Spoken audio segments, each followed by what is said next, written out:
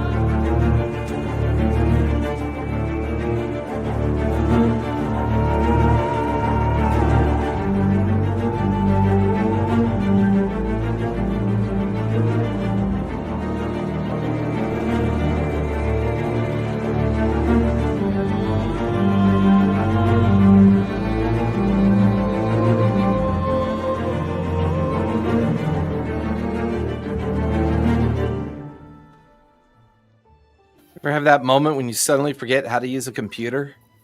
Every day. I'm like clicking on buttons, pulling up the note recap and looking at everything and going, why am I suddenly not able to use a computer? This is so unfair. Oh, that's right, because I'm getting old. I get to turn 54 in, when am I turning 54? I turned 54 on July 10th. Oh, coming up. That is, that's almost 3 weeks. Ugh. Uh-huh. Ugh. 54. Alexa just turned 33 on Friday. Mm-hmm. Oh, well, sounds rough. Happy birthday. Nice. Thank you. Your birthday is awfully close to your anniversary now. Yeah, it's only and Ryan's birthday is 2 weeks before our anniversary. So. That's awesome. You can just do a collective package of stuff. Just say, okay, on this day we do just this to encapsulate our birthdays and our anniversary. Ryan was an additional sort of gift receiving of day sometime in September. He says his events by the end of April, I'm not getting gifts till December. Christmas. Yeah, and that's not fair. Clearly, Ryan needs lots of attention and gifts. I knew it. Yes. I knew it. It's the wedding plus 3 months holiday. Don't you know about that? Yes. The wedding plus 3 months holiday. You randomly get each other gifts 3 months after the wedding. Oh, interesting. So where we last left off, the team having split up into 3 groups. Professor Jabotras and Foreign heading over to the Airy Spire, while Melody and Eritrea had headed over to the Bahamut Temple to talk to Elith, and Karina heading over to the Library of the Academy to do some research on some interesting topics that she'd begin to learn about. There, she had an experience with her locket, where she was drawn into a hag circle, and within encountering the hags, she was in the process of looking like Regina Greencloak, which saved her just enough time for the spell effect of the locket to cut off and draw her back to safety on the material plane. However, as Foreign followed Trafar down an alleyway and street side after wounding him, Professor Jabotras and him engaged with the Ivory Syndicate, and then a group of Ivory Syndicate had accosted Melody, Eritrea, and Karina just as Karina had arrived to discuss with what happened to her with Melody and Eritrea. A battle ensued. Some of the people escaped, but the majority were brought down, including the Trafar Airswift, who was the leader of this particular cadre of people from the Ivory Syndicate. The team then discussed what all the implications were of all of what just happened. However, the body of the mage was brought back to the prancing centaur, or prancing. It can do both. The prancing centaur. So I believe we also have we have Trafar's body yet to question as well. Everything was been brought back to the prancing centaur. Once back, the team began to identify and sort through all the equipment items and weapons and armor that had been taken from the remains of those that tried to attack them And where we last left off, Karina had dropped the bombshell about the connection between Callion, Crimp, and these hags, a possible thread of connections that we've discussed, and that these hags had been trapped in a dimensional space for 10 years, ever since their deal had soured with an individual that goes by the name of Mason.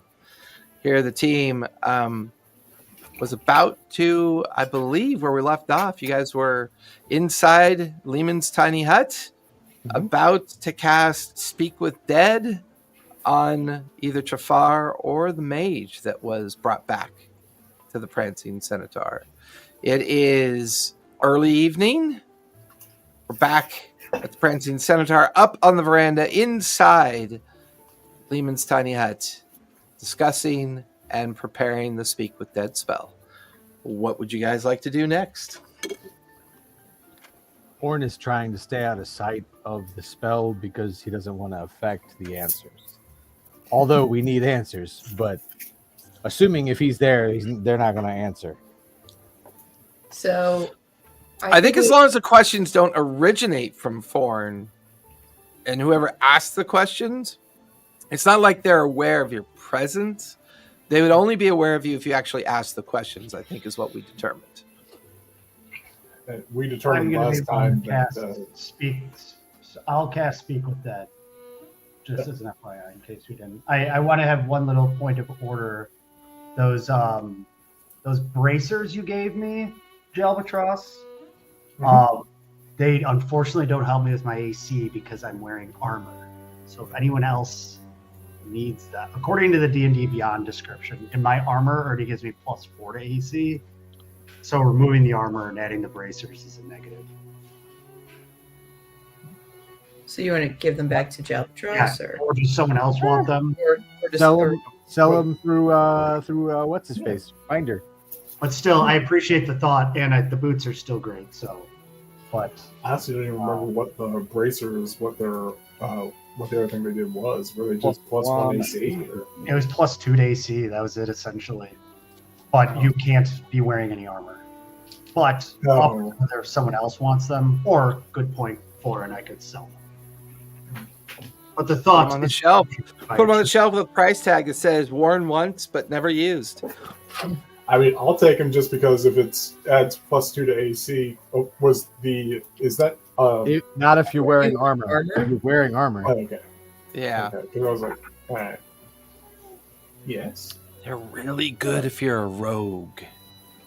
Mm-hmm. Those bracers are excellent if you're a rogue. But I don't think we have a rogue in this Nope. group. But I don't think Corinna wears armor, so she might actually use them. she might It's want possible. Yeah.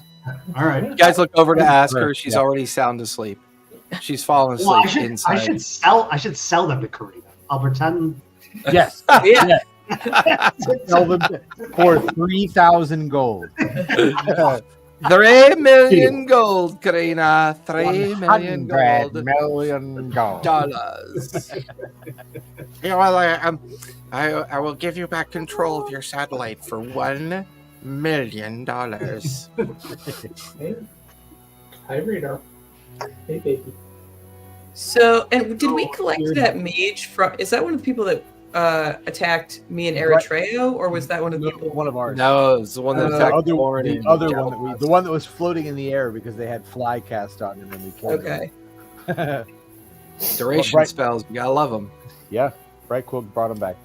All right. So, what do we want to know from these guys? You know, who do you work for? Trafar is a little more, Trafar is the one that tried to kill us multiple times now. Yeah. Killed Tally once. Killed Katrina once. Do we have information that we want from him? So he's clearly involved. I don't say clearly. It seems he's involved with the Ironbound somehow. Because from where I was, he was watching. He was surveying the repair or whatever, the collection of everything off of the Ironbound. Mm-hmm. And I was able to start to sneak up on him, but I blew it and end up having to chase him down and shoot him. So maybe we want to ask him, why were you surveying the Ironbound? Yep. Or what's his connection with the Ironbound? Okay.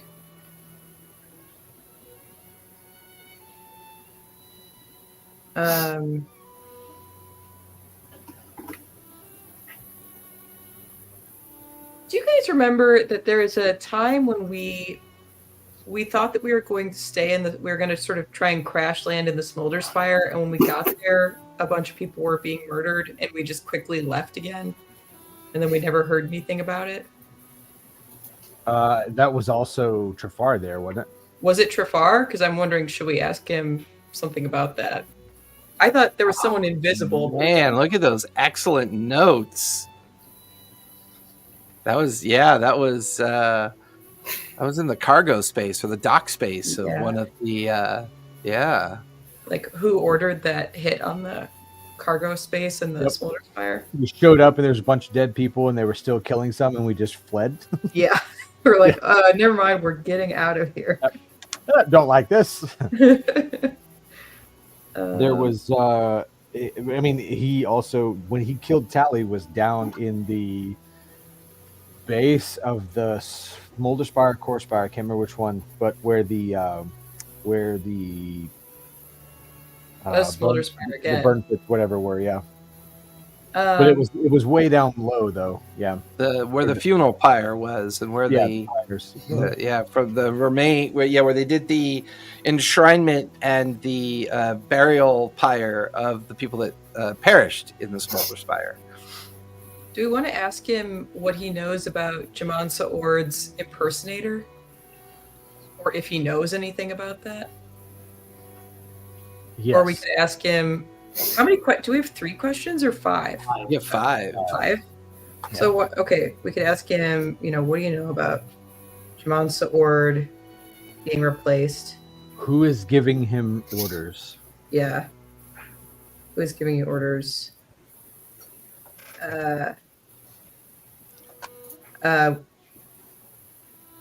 What do you know about... Do we want to ask about Spike? Or do we want to ask about Lord Callian? I think that might depend on what the answer to who he takes orders from. Okay, so there'll be a question about either Spike or Callian. Or someone else. Should I try to disguise myself as like the mage or as Regina or someone that he might talk to? It's questionable whether or not he would talk to Regina. They seem like they're fair weather friends, maybe be the way to say that. Like, depending on the contract kind of thing. Who do we think that he would talk to? He would talk to somebody in the syndicate. Is there someone we know in the syndicate? Or should I just try to look like a syndicate person? Should I try and impersonate the mage who died? What about the head of the temple, the head of the Dawnfather temple? Ooh, now that could really backfire, or it could go really well. He's the guy that asked me, hey, can I keep you on retainer? Yeah. But also, hang on, you're a priest, right? You're the head of the church. What the heck? Yeah. Does anyone remember who that was? Oh, I'll dig the name out. I got to go through 20 pages of notes. I get there. I'll be the first to admit I do not take good notes, so nope, I'm out. I defer to Ford. We know, Cat. It's Atrium. Oh yeah. Yes, Atrium. Atrium. Father Atrium. Oh my goodness, guys are so good. You got one actual lawyer and a rules lawyer in the group. Good note taking though. Uh-oh. So she didn't want to be in the co-pilot drawer, so she gets to, Kitty. Just come up here in front seat drive. So Father Atrium, maybe, or I'm down to be Father Atrium. Cool. All right. I mean, at least then it makes sense why he's getting questioned, right? Yeah. in a long roundabout, theoretically, why he's getting questioned.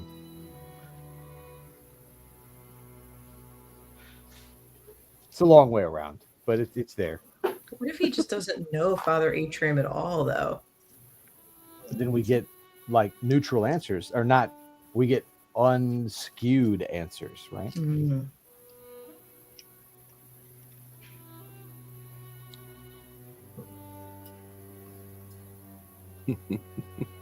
Okay. Hey, you could always go for Emberbrook, who's supposed to be dead, right? And Yeah, that's supposed what to be that's killed by what- him. Yeah. But Who's Emberbrook? Oh, yeah. The dwarf guy. That was our first. The friend. tavern guy. Yeah. Oh my god, Yeah. that would be crazy. I'm down to do Atrium. I was trying to think, should I maybe I could sort of set it up like, you know, we can revive you, but we need to know this information first. But then maybe he's inclined to lie. That's what Atrium feels like, though. Very Yeah, much like that could be you're his not, vibe. You're not the right guy to bring back right now. You know. I got an idea because I didn't land the killing blow, but I was there when he was getting murdered. I could disguise myself as a plague doctor just to hide the beak.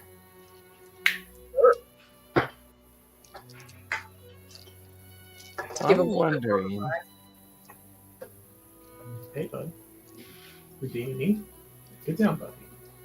Come on, let's get down. He's gonna tell him to get down. He's gonna land on the power button.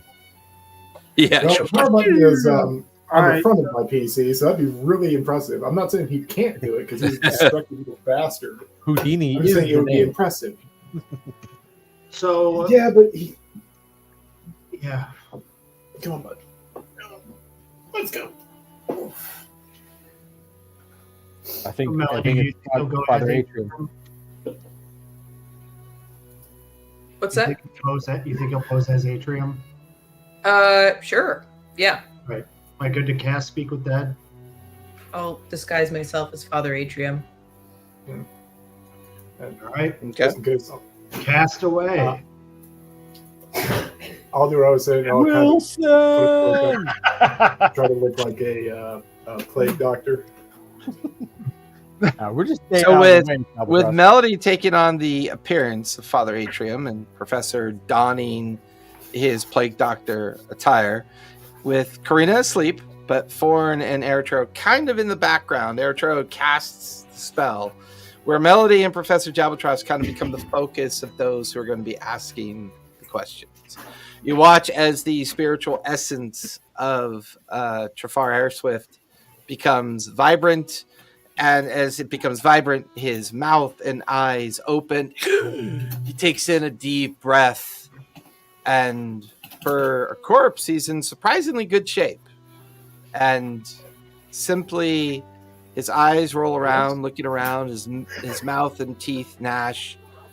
But as he looks up at Father Atrium, he gets a look of familiarity on his face.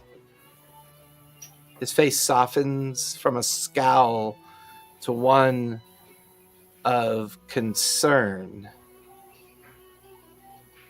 One thing that Eritrea would know about Speak with Dead is that the corpse is reanimated through a summoning of the spirit, but the spirit is incapable of learning from this session.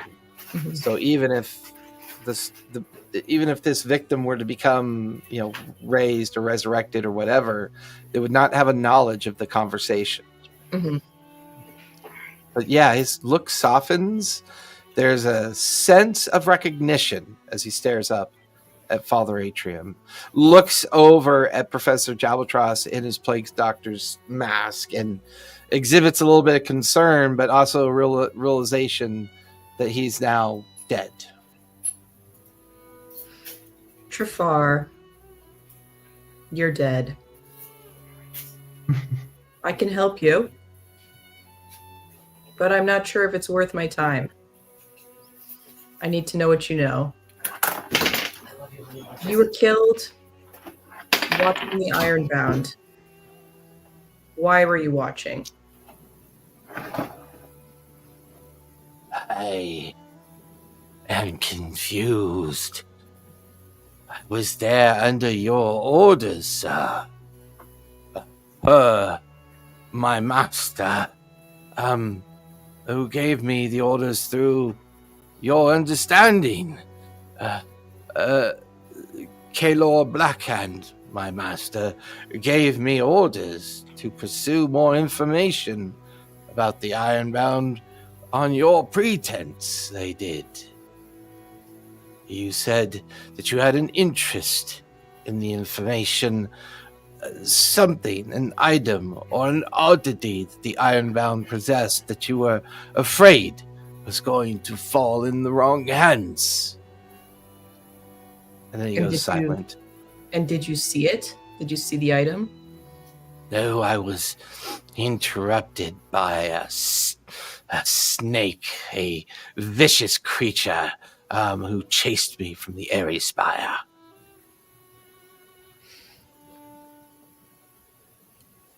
It's 2. And now some of our questions feel not as relevant as they did before. Oh, so the world turns on a dime. The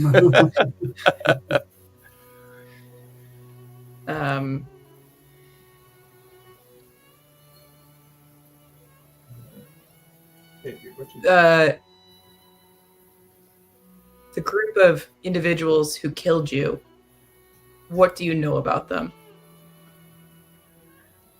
I know enough to have caused great harm to the Hubatt Corsairs because of who they were.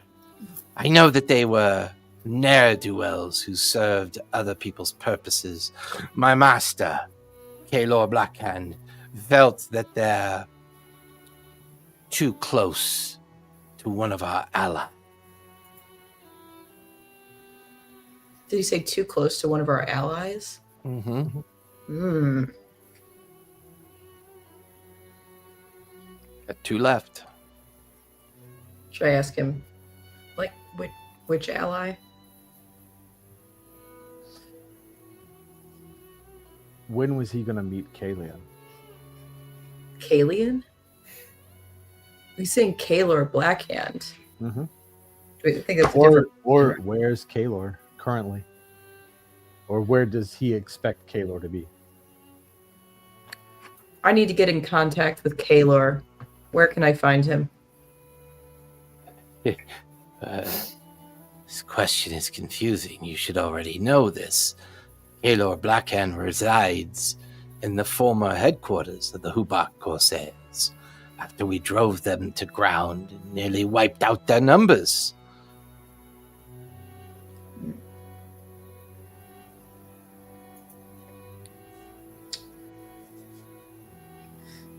Ask about Spike? Yeah. Where is Spike now? I need to see him. That saucy Minotaur. Spike is in the Hellcatch Valley practicing his favorite thing to do. Flaying the parts and skins off of the Fae. And then the spirit just... And the corpse falls silent yet again. Forn shoots his already dead head. And I knew you did that. like with his fist, he just boom, and it just, you know, what's left of it is now. Karina wakes up. No, not my tiny hut.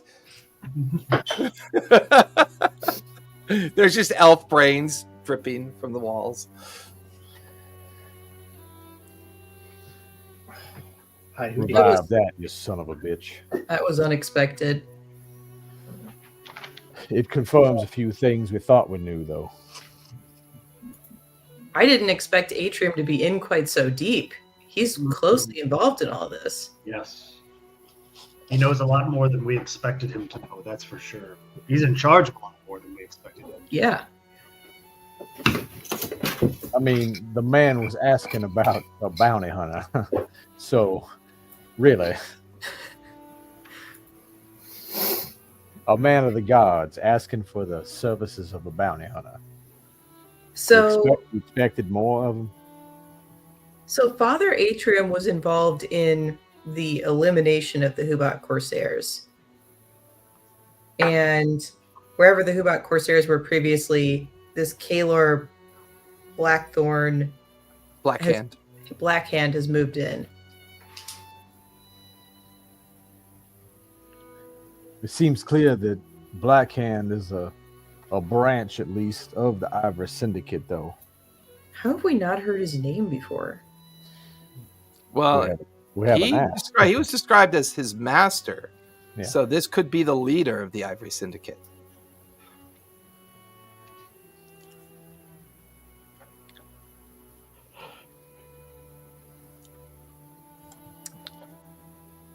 And the leader of the Hubatt Corsairs has never been seen.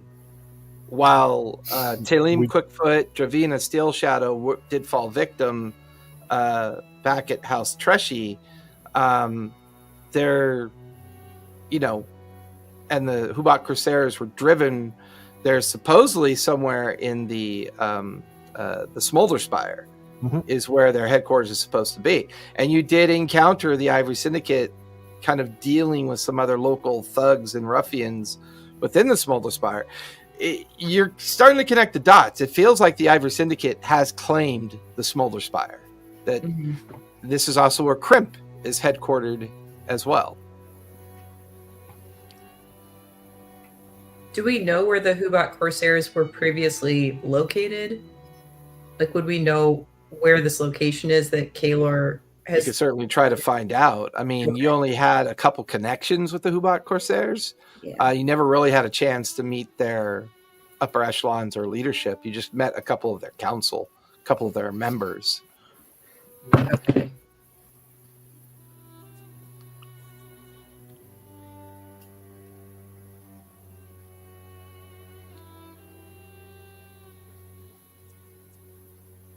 And we already knew Spike was in the Hellcatch Valley. Yeah, I mean, this is confirmation that he's probably using ironbound airships to travel through the Hellcatch Valley and pursue insights into where fey creatures might be hiding. Yeah. So this kind of confirms all that information that you guys have already kind of put together. I feel like we should probably let our friends in Rockhaven know about Spike and his roving band of crazies. Yeah. Especially considering that's where we're sending everybody. Well, I think you still have yet to confirm whether or not Greenleaf is still being harbored by or being held prisoner by the Bright Queen. Mm-hmm. Still need to confirm that as well. Yeah. Or Regina Greencloak, yeah. Yeah, okay. Well, do we want to ask the mage anything, or do we feel like we've talked to a guy who seems higher on the chain? I mean, worst case scenario, we find out where they were held up, and we can loot the place, right? That's fair. Or track down, the rest of them sons of bitches. Trejo, do you have another Speak with Dead in you tonight? I do. There's something you probably wonder if your wife would ever say to you there, right?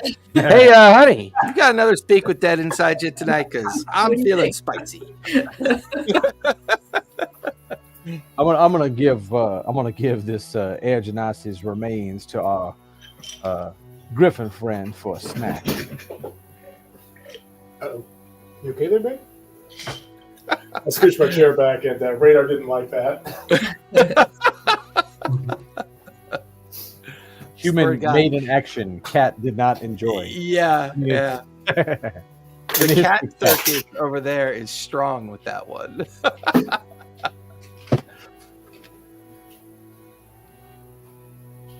So as you guys give the Air Genasi over to Bright Quill for a midnight snack, you still have the mage, and I believe it's a Furbog as well. Uh-huh. And he was invisible when he shot me the first time. Yes. She was invisible. They were invisible when they shot me. Female mage, Furbog. You want me to speak with Dead on her? Sure. I think we can really be anybody at this point. Technically, I guess we could go as Mr. Bright Trafar. Well, I do not have another I don't have another disguised self in me. Hmm. But if anyone else does, the mage also probably doesn't know Eritrea. Yeah, Would- just play may like not you be found, you familiar. came across a body. Yeah, I It could is act just like I was a thought. healer trying to resurrect them just out Yeah. of the goodness of my heart. Yeah. Ooh, you were trying to resurrect him and it didn't work. So A you need- liar and a scoundrel. Super hot. Sorry, I used up my last third level spell to talk to you instead of revive you. Oops. That should be I part of needed- the persuasion roll or intimidation roll. I We'll get needed to to you in make the sure morning, that dear. you were worth reviving, so I needed to ask first. What questions are we going to ask this mage? How you doing? I'm fine. You have 4 questions left. Right. Did you have dinner yet? Are you happy? No, How's the yeah, I'm afterlife? fine. No, yes. I like oat.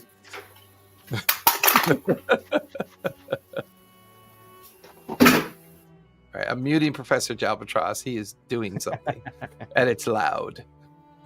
Always. Always. I don't think he knows how to do anything not loud.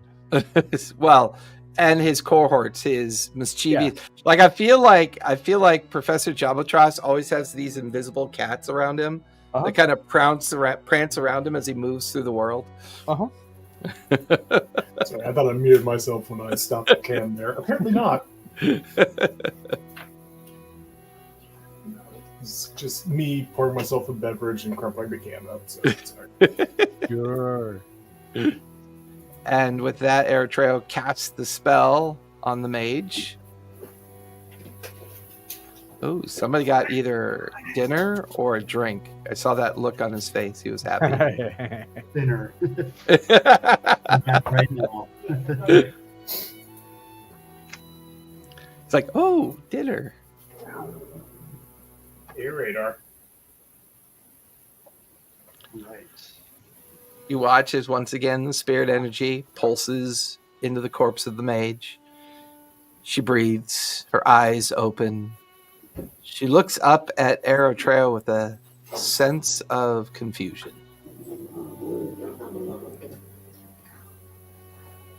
I tried to attempt to save you, miss, but unfortunately, you have passed on.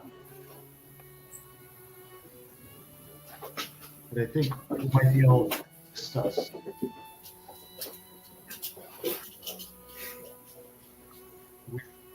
some questions we may have. So, Melody, what were some of the questions we were going to ask? What is your More question? yeah, what is your quest? What is the airspeed of a latent swallow? European or African? Hang on, I got that one. I got that one. What was her Jalbatros task? just says, don't. That's What was that's her me. task I so have that we that. might complete it? What was the what? What was her task so that we might help complete it? Because you're this benevolent guy coming to, resurrect her. Looked like, Miss, it looked like you were on some sort of mission. It seemed very important to you.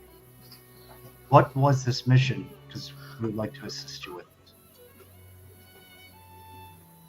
Kalor Blackhand had asked my leader, Shafar Airswift, to see to the demise of some individuals that had been in the thorn of one of our allies, Crimp.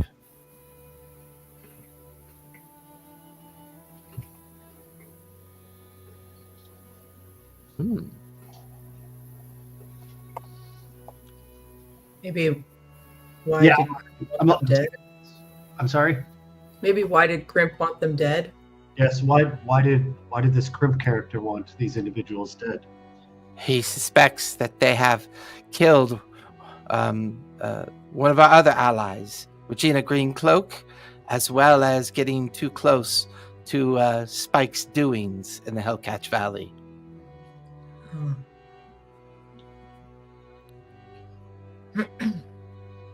What do they know about Crimp? What exactly do you know about Crimp? Crimp is not someone to be trifled with. He is a master artificer and a master of augment magic.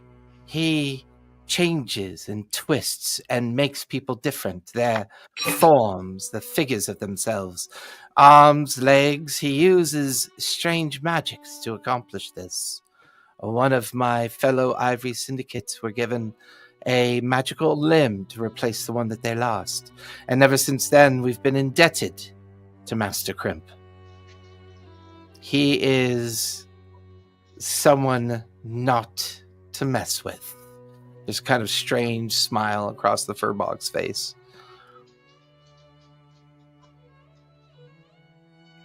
Do you They want to have any ask good loot? how do we find Spike? How do I find Spike to warn him of the danger? Yes. How or where can I find Spike? No one can find Spike. That's the whole point of him. He drifts and moves so frequently and quickly no one knows where to find him. Only Kaelor Blackhand knows how to contact him directly. Well, then Guys where have- can we find You guys have Caleb? one or two more? One or two more? One more. One more, yeah. Well, where can we find Mr. Kaelor to ultimately assist you? Kaelor should be residing in an ancient temple ruins in the Smolder Spire. It's an old temple dedicated to the Dawn Marshals of Vasselheim. The temple of... She stops for a moment, almost as if to think about what she's going to say. Pelor. That's Smolder Spire. The god Pelor, an ancient temple in the ruins, deep in the catacombs of the Smolder Spire. Used to be in the possession of the Hubatt Corsairs. There's a smile that just warms across her face, and her spirit evaporates, and her body grows still. She was kind of creepy. We never looked at her body to see what goodies she might have had. So, Yeah, I think you did. or, I think that's where you got the- yeah. Spellbook. Yeah. Spellbook. Her. Yeah. Well, no, I think it was you got her staff, which was her spell focus. Yep. I think she was the one with the wand, wasn't she? She had, I thought, a robe of mage armor as Yeah, well. robe of mage armor and some potions that weren't used. 2 healing potions and I think her invisibility potion that were not used.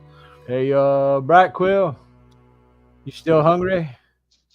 No, I'm fine. I'm enjoying my meal, thank you very much. Air genasi tastes a lot like water genasi, if you ask me. Well, have you had Furbog? I'm not really into cow, but thank you. I hear it tastes like beef. No, everything tastes like chicken to me. We can save this one for evil. Why would you have heard what sentient creature tastes like that? Mildly concerning. Yeah, like Professor's here, he's up for the first time and he's like totally skeeved out. Why are you comparing sentient creature meat? I'm confused. Us griffins are omnivores, don't worry about it. Okay, so we know where Kaeler is. That seems like the next step, right? No, actually, the next step seems like resting. I'm like, I look at the holes and tattered remains of what I'm still wearing right now, and the blood like stained on my skin still, because we haven't rested since that fight where I almost died. Yeah, it's still the same. Invisibly, might I add. Okay, so we get some rest, and then do we go? I agree. Let's do it.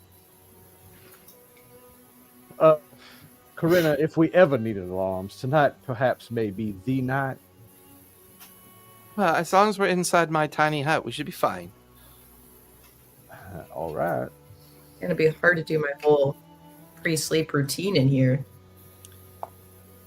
About 14 lotions. There's a mask involved. Curlers. Look, watch this, and I press the digitate her. I press the digitation. It's like curlers and everything, Yeah. like curlers and a mask. That's nice, Foreign, but that's not going to do anything in the morning.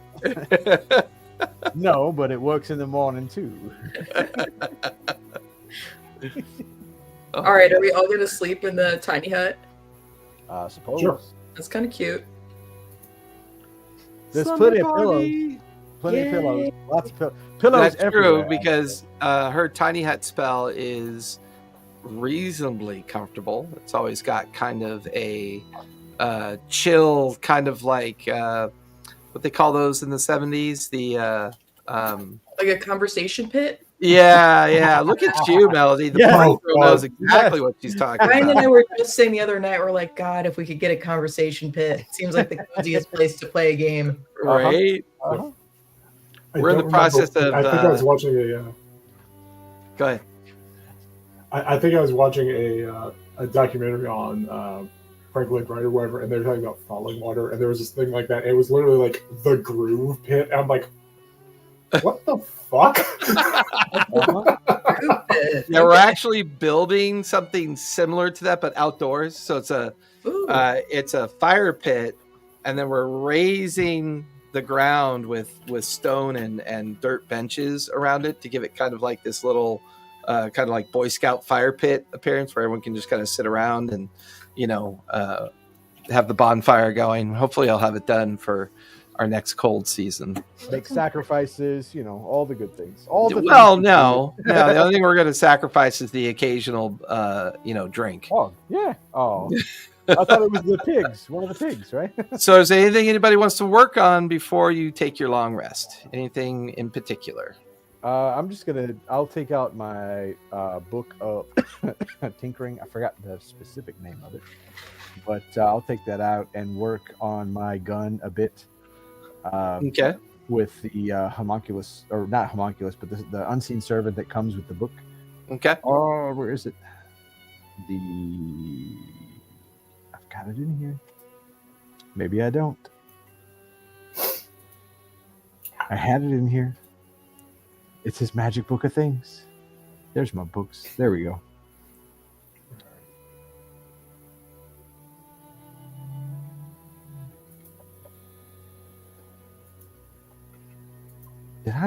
Where did I lose my book? Huh. No, I thought I had it in my, there it is. Yeah, Tome of Ingenious Crafting. There it is. Got it. Sorry. And what would you like to work on? Just improving my rifle. So, Okay. whether it's improving the What's your misfire. base stat? What's your primary base stat? Dexterity?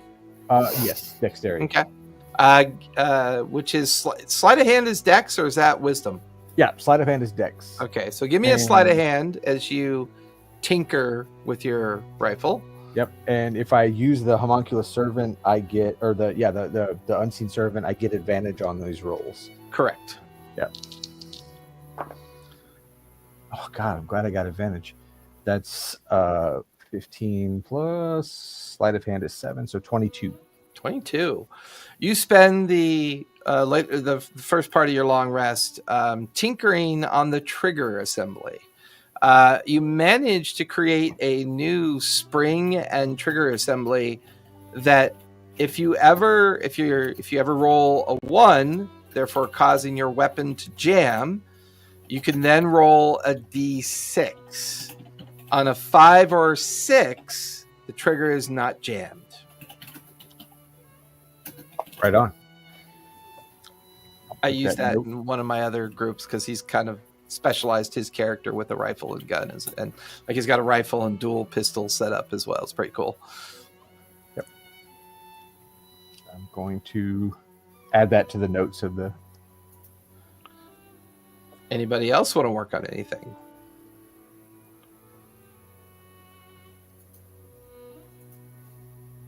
Melody's like, I think I I'll- do. Her skincare routine. Yes, my lengthy skincare routine, and then Giselle's lengthy skincare routine, and then I'll lead Giselle into the tiny hut because, we're having a sleepover. Who's Giselle again? That's Her my unicorn. flying steed. That's right. That's her summoned steed. Yes. That's right. Nothing like the smell of jelly bean and cotton candy farts in the tiny hut. I guess it balances me out, right?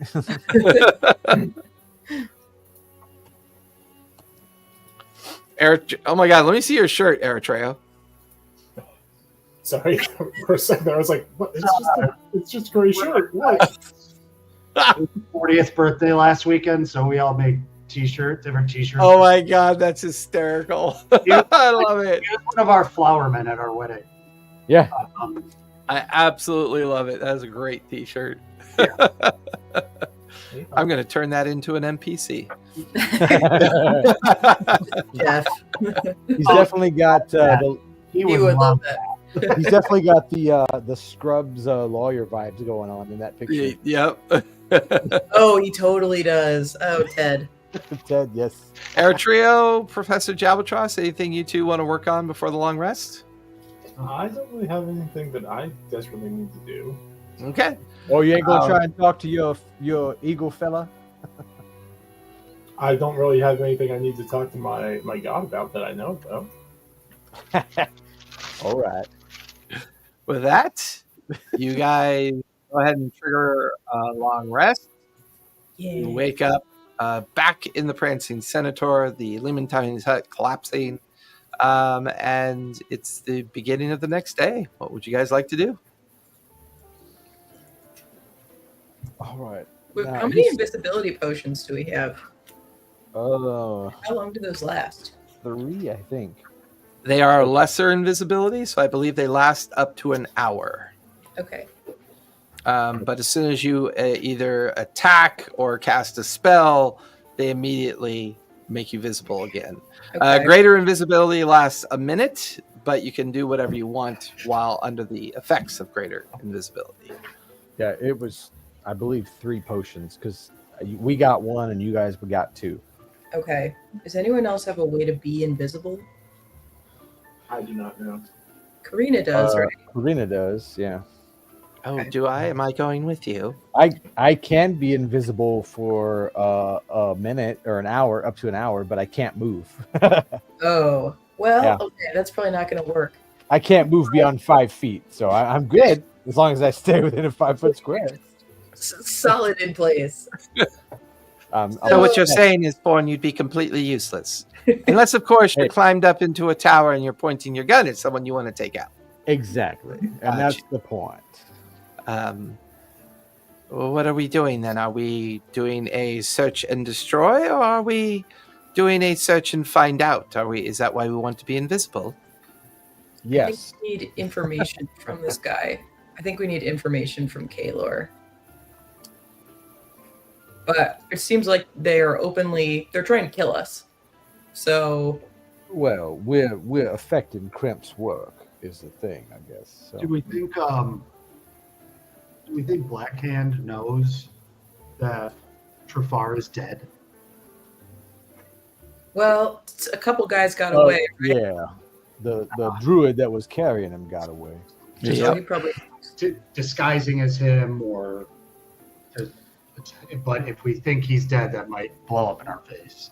I just want to say I'm a-okay to roll up guns blazing, ready to fire into these fellas because at this point they mean nothing to us other than difficulty and struggle. But we show up, start shooting, and we'll see what happens. It feels like we might be walking like straight into their lair, is my concern with that plan. Well, it was the Hubatt Corsairs' lair because the Ivory Syndicate certainly would have had their own lair. It makes no sense to me why the Ivory Syndicate would need to take over the Hubatt Corsairs' old lair because, frankly, the Ivory Syndicate, they're Veritat with the quorum. There's But no. do we think Kaylor, head of the Ivory Syndicate, is staying there fully unprotected? Is he the head of the syndicate, though? I guess. Well, what do we Just know about because this? they wear the. You guys can give me a history check, see if the name and citywide information about him might be pertinent. I'll see what I can get there. I got a 3. Okay. History, I got an 8. I got a dirty 20. Ooh, Nice. Okay. All right. I love how the one out of towner gets a dirty 20. It makes The guy no who sense. knows- yeah. No. Actually, I go. ran into this guy when I was walking on the I got street. it. And he started telling me his life story. Yeah, And it turns out his name's Kaylor Blackhand. I got a 17. that's pretty good too. Karina got a 24. Ooh, Um, Karina? I would say that both Professor Jabatras and Eritrea, through their own intermediaries through the city, like just casual contact with people that you knew in Jrusar, through just like kind of everyday activity or dealing with, like when Professor Jabatras, you were in the Airy Spire helping kind of recover and clean things up before the you and Foreign got into that battle. Like you could overhear workers talking about Kaylor Blackhand. And you could hear them mumbling to each other things like, "It seems like Kaylor Blackhand's work," and they talk about him with respect and reverence. It sounds like he is somebody who runs the Ivory Syndicate. And Eritrea, you would have picked up information like this as well through your Luxodon companion that you've talked with on occasion, or while you were healing and helping people recover from wounds. There's always little bits of rumor and whispers going on around you when you kind of interact with the world passively. And so the two of you would know that Kaylor Blackhand does lead the Ivory Syndicate. He's said to be human, as far as anybody knows. He's never really seen in public. He's technically seen as being at odds with the Chandei Quorum, primarily because he'll take a contract with anyone, whether it's the Wardens of Jrusar, whether it's the political membership of the Quorum. And ever since Jaman Sorord's arrival, he hasn't been seen or heard of since their arrival. So you get the feeling that once the Hubatt Corsair gang war kind of went their way, maybe the ruined temple of Palor is where he's decided to kind of lay low and wait for things to kind of either get back to normal or see what his next move might be. However, Karina has been using evil to scout the city on a pretty regular basis. She's also been interacting with the different libraries and academies within Jrusar. Karina goes on to tell you that the one extra information that she's learned about Kaylor is that he's a very skilled tactician, and she believes that they are also at war with House Maysoon, House Treshy, and House Loomis. And obviously there might have been some Ivory Syndicate involvement when House Loomis was overthrown. And she's convinced that the Ivory Syndicate was involved in that as well. If anything, the idea of just walking into the midst of their headquarters definitely sounds dangerous with this knowledge. And you would collectively know that both Professor Eritrea and Karina would know that the Ivory Syndicate is made up of close to 100 members within the organization of various skill sets. And sometimes they hire outsiders to do their dirty work, and sometimes they use their own people to do their dirty work.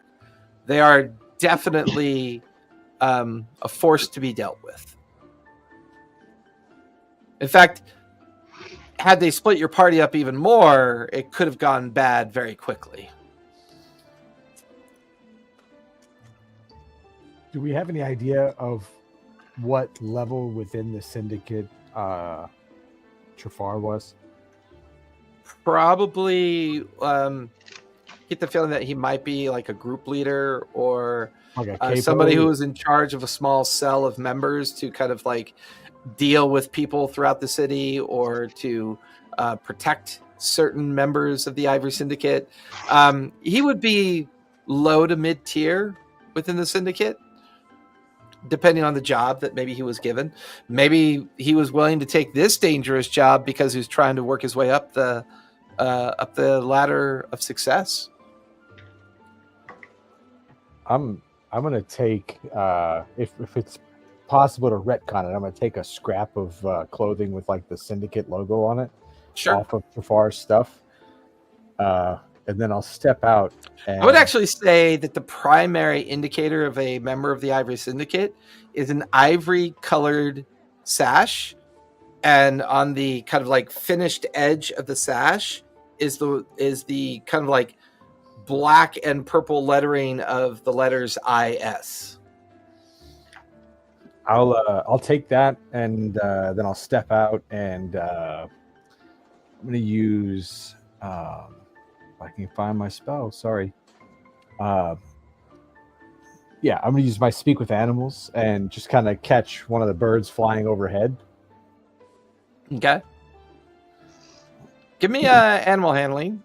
Sure. Of course. Because you're not actually a druid. No, but I do have speak with animals, so just gotta convince them to come talk to you. Yep. Animal handling, that's a 11. 11? I gave it a DC 10. You're holding like a little piece of bread in your hand left over from a meal, and a small bird lands on your hand. Easy.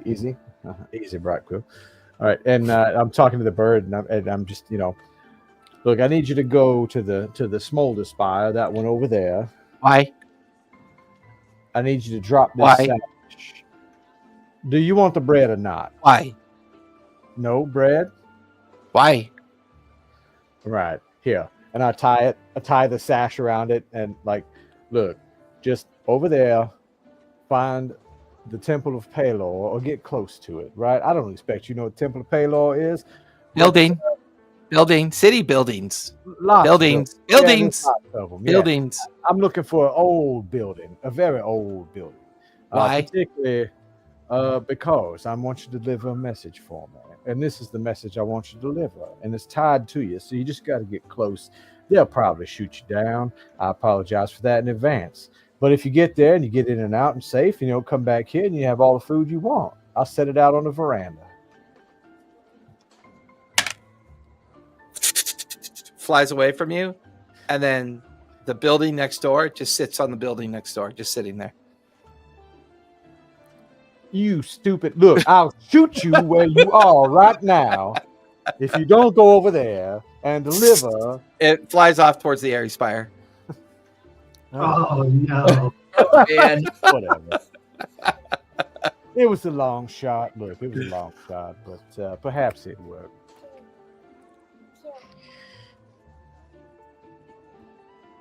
You know what, Bright Quill, if you're hungry and you want to track down that bird, by all means, it's out of my protection now.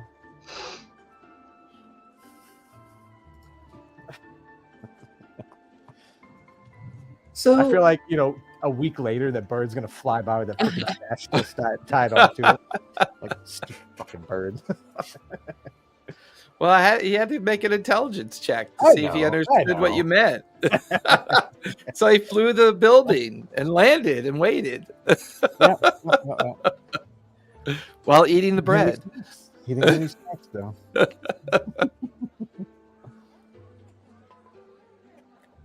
Well, my thought was that would be a message to Mr. Blackhand, but it was really short-sighted and really it tracks, I do those things. Like I said, kick the door down, go in guns blazing. That's my game plan. I think Karina just kind of revealed to us that might not be a good idea considering the size of the force of the Ivory Syndicate. Maybe. Or, we blow it up again. Bourne has learned nothing from his past experiences. All I'm saying is we have ended 2 out of 3 battles with or investigations into this stuff with blowing something up. It is So true that it's an approach that has actually historically worked for us. So, twice. so what do we want? We don't actually care whether Kaler lives or dies. We just want, or I feel I just want information about where Spike is from him. Right. What do other people think? Yeah, or somehow learn more about Crimp.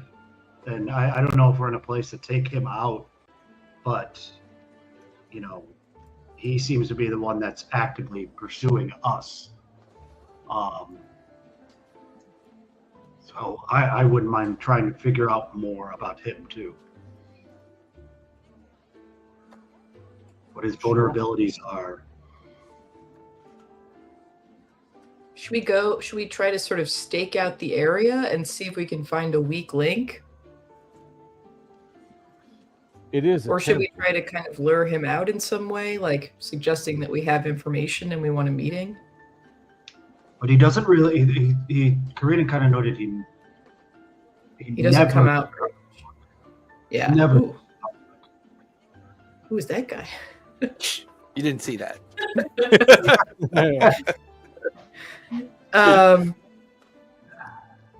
So he's good. He would be hard to lure out.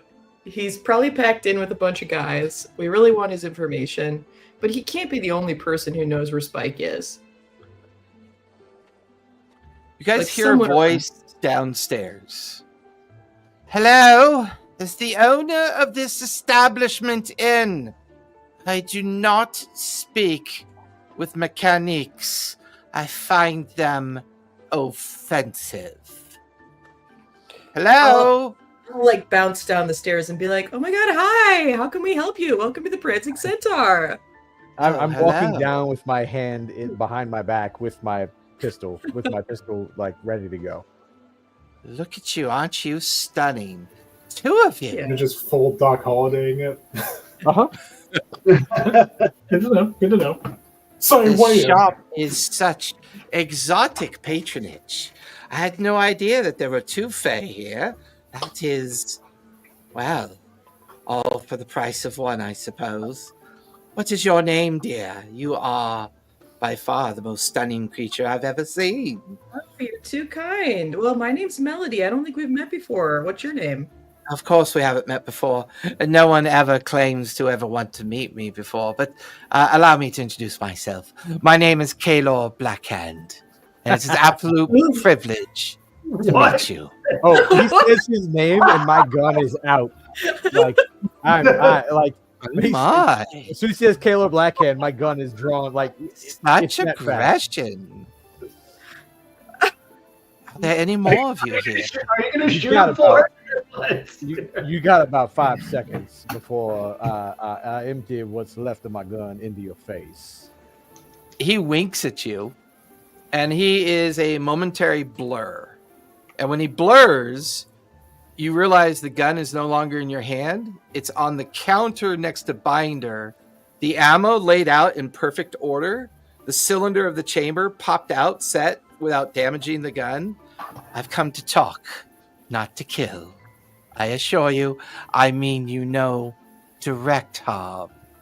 God damn it, did it again. And I'm grabbing my gun, like putting it all back together. I'm still getting ready to pull it back, like I'm wondering, wonderful person, Melody, could you calm your friend down so that we can have a conversation, perhaps? I think you'd be much calmer if you could let us know what you're here for. He holds his hands out and he spins around in front of you. I am not armed. I have not come here to, how shall we say, resolve any vendetta towards Air Swift. I can assure you he knew what he was getting into when you take a contract. And see, that's the thing. This is not personal. Whatever Father Atrium wants with you, well, that's up to him. I am merely filling a contractual obligation. But unfortunately, this contractual obligation has cost me a great deal. And before I go see Father Atrium to decide whether or not to cancel the contract, I would truly like to know who the fuck you people are. Because not only did you take out at least 2 of my most decent cadre, but you did it with a series of skill and ability that I have not seen for some time. Are we all here? Is it just the 2 of you? Are the others cowering upstairs listening in on our little gossip session? Where's the feathered one? And I don't mean the Aarakocran. Yes. You can see that he doesn't get out very often. For I a don't reason. know. I don't get out very often. I've been wearing this same suit for 20 years. It itches. You know, I get called unsanitary quite a bit. Well, of course, you're Fae. Right, but 20 years. All right. Well, I'm embellishing. I'm trying to create conversation without you killing me, even though I'm here without any weapons. I'd need to find it funny, and I don't. And here's the thing. I don't take kindly to those, contractually or not, who feel at some point obligated to end my life. You're looking over and like Foreign's still talking, but now he's silent, just like this. Like he's talking and talking. There's no noise, no nothing. So now that I've taken care of that, Okay, Melody. well, don't cast spells on my friends if you want to talk. That's rude. Okay, well, is he going to talk or is he going to monologue? We're not really like sort of starting off on a friendly foot, so I think as a show of goodwill, maybe we don't cast spells on each other. He snaps his fingers and Foreign still talks. It's like that's when I come out. Okay, Foreign. Now, have Airtrail and Jabatros come back down yet? I feel like I might be the head of the stairs heading down at this point. Okay. Yeah. Since you 2 lingered, as you look around the second floor veranda, you don't see Karina anymore. Mm. She might have gone invisible. Uh-oh. Melody and Foreign, you can now hear. Go ahead. I was gonna say I'll head down to go.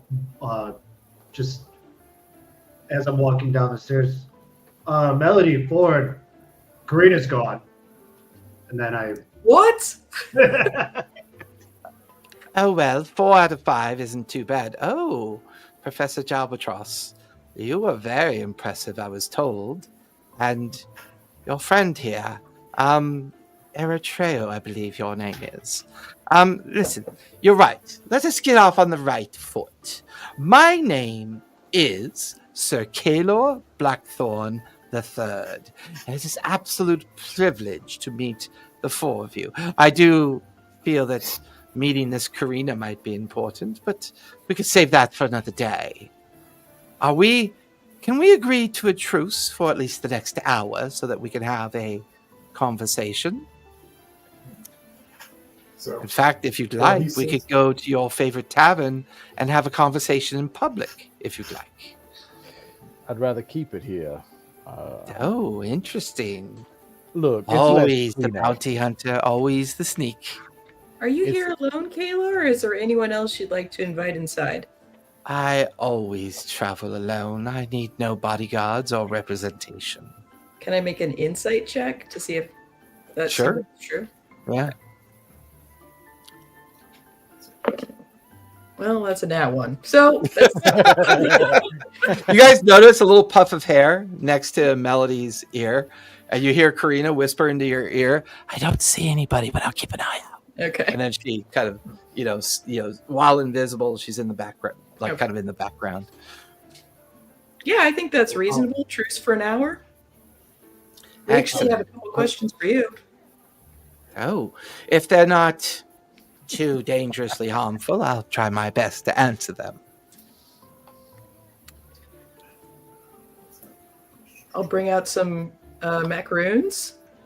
Oh, I love macaroons. They are so pleasant to eat. What are you doing, Melody? What are you? He's here to kill us. We declared a feeding truce. We declared That's a not truce. fair. I did Now not he's come just here with to kill us. you. A truce for an hour. Yeah. By That's that time, more to macaroons will hopefully be gone. calm your more violent friends down. I mean, this obvious hostility must get you in a great deal of trouble. Hey, You don't be worried about my while, hostilities.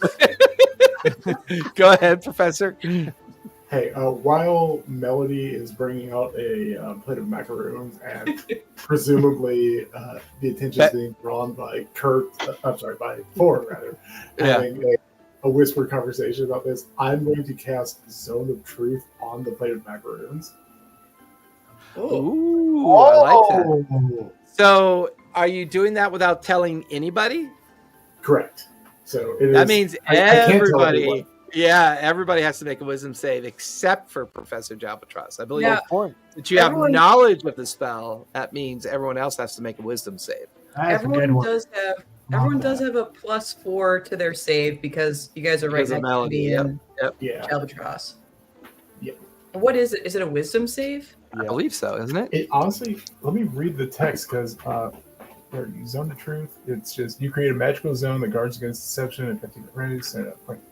That's what Nice for this one. makes a charisma saving throw. On a failed save, Charisma. it takes me to live it Oh, lie. charisma. So it is it's a charisma saving. All right. 13. I'm thinking of detect thoughts. I always do that. I always get those two mixed up. I got a 21. 21. Okay. What'd you get, Airtrio? 16. 16. Nice. What's the DC? 15. 15. What'd you get, Forn? I failed. Horton Okay. failed. Charisma, come on. Like wisdom and charisma, I have neither. that was a 4, right? Karina It's kind of weird that got. you just suddenly decided you didn't want to pretend like you wanted to kill him. So I mean, No, it's now honestly Ford seems like unfair. absolutely is talking about murdering this guy. Like in Karina succeeded. Karina got a 16, and Kaylor Blackthorn got a 27. Ah, damn. Oh, so that was So the useless. only effect of this I'm is being that Horn super is honest about so all the honest. ways I don't trust him and I want to kill him right now. I feel like because he's always blunt, Zone of Truth make him start telling lies. I feel like it's more Thanks, man. always just spitting out how you feel. Yeah, I'd love a spell called Compel Lie. I think that would be awesome. A lot of fun. Like, as soon as you see a big time leader get up to do like a speech, you cast Compel Lie, and then you can like create a 25-word lie that they have to give. Isn't that feeble mind? Isn't that just feeble mind? Well, Feeble Mind makes you stand there and drool. I don't really think you don't get to do anything. You just and you basically your intelligence drops to like a 1 or a 0. So now that we're all here, these macaroons are excellent. Do you make them yourself? Oh, no. There's a really cute store like a block down, and that's where I get them. Ah, yes, They're the expensive, faithful. but they're good. Oh, there's nothing more costly than the happiness of food. I don't worry too much about that, as you can see. Anyways, let me begin with the truce. When Father Atrium came to me and my people in regards to dealing with you, well, let's just say I wasn't entirely convinced it was a good idea. While I have done business with Crimp in the past, I would hardly call ourselves partners. From time to time, certain groups of my syndicate find his, how shall we say, skills interesting.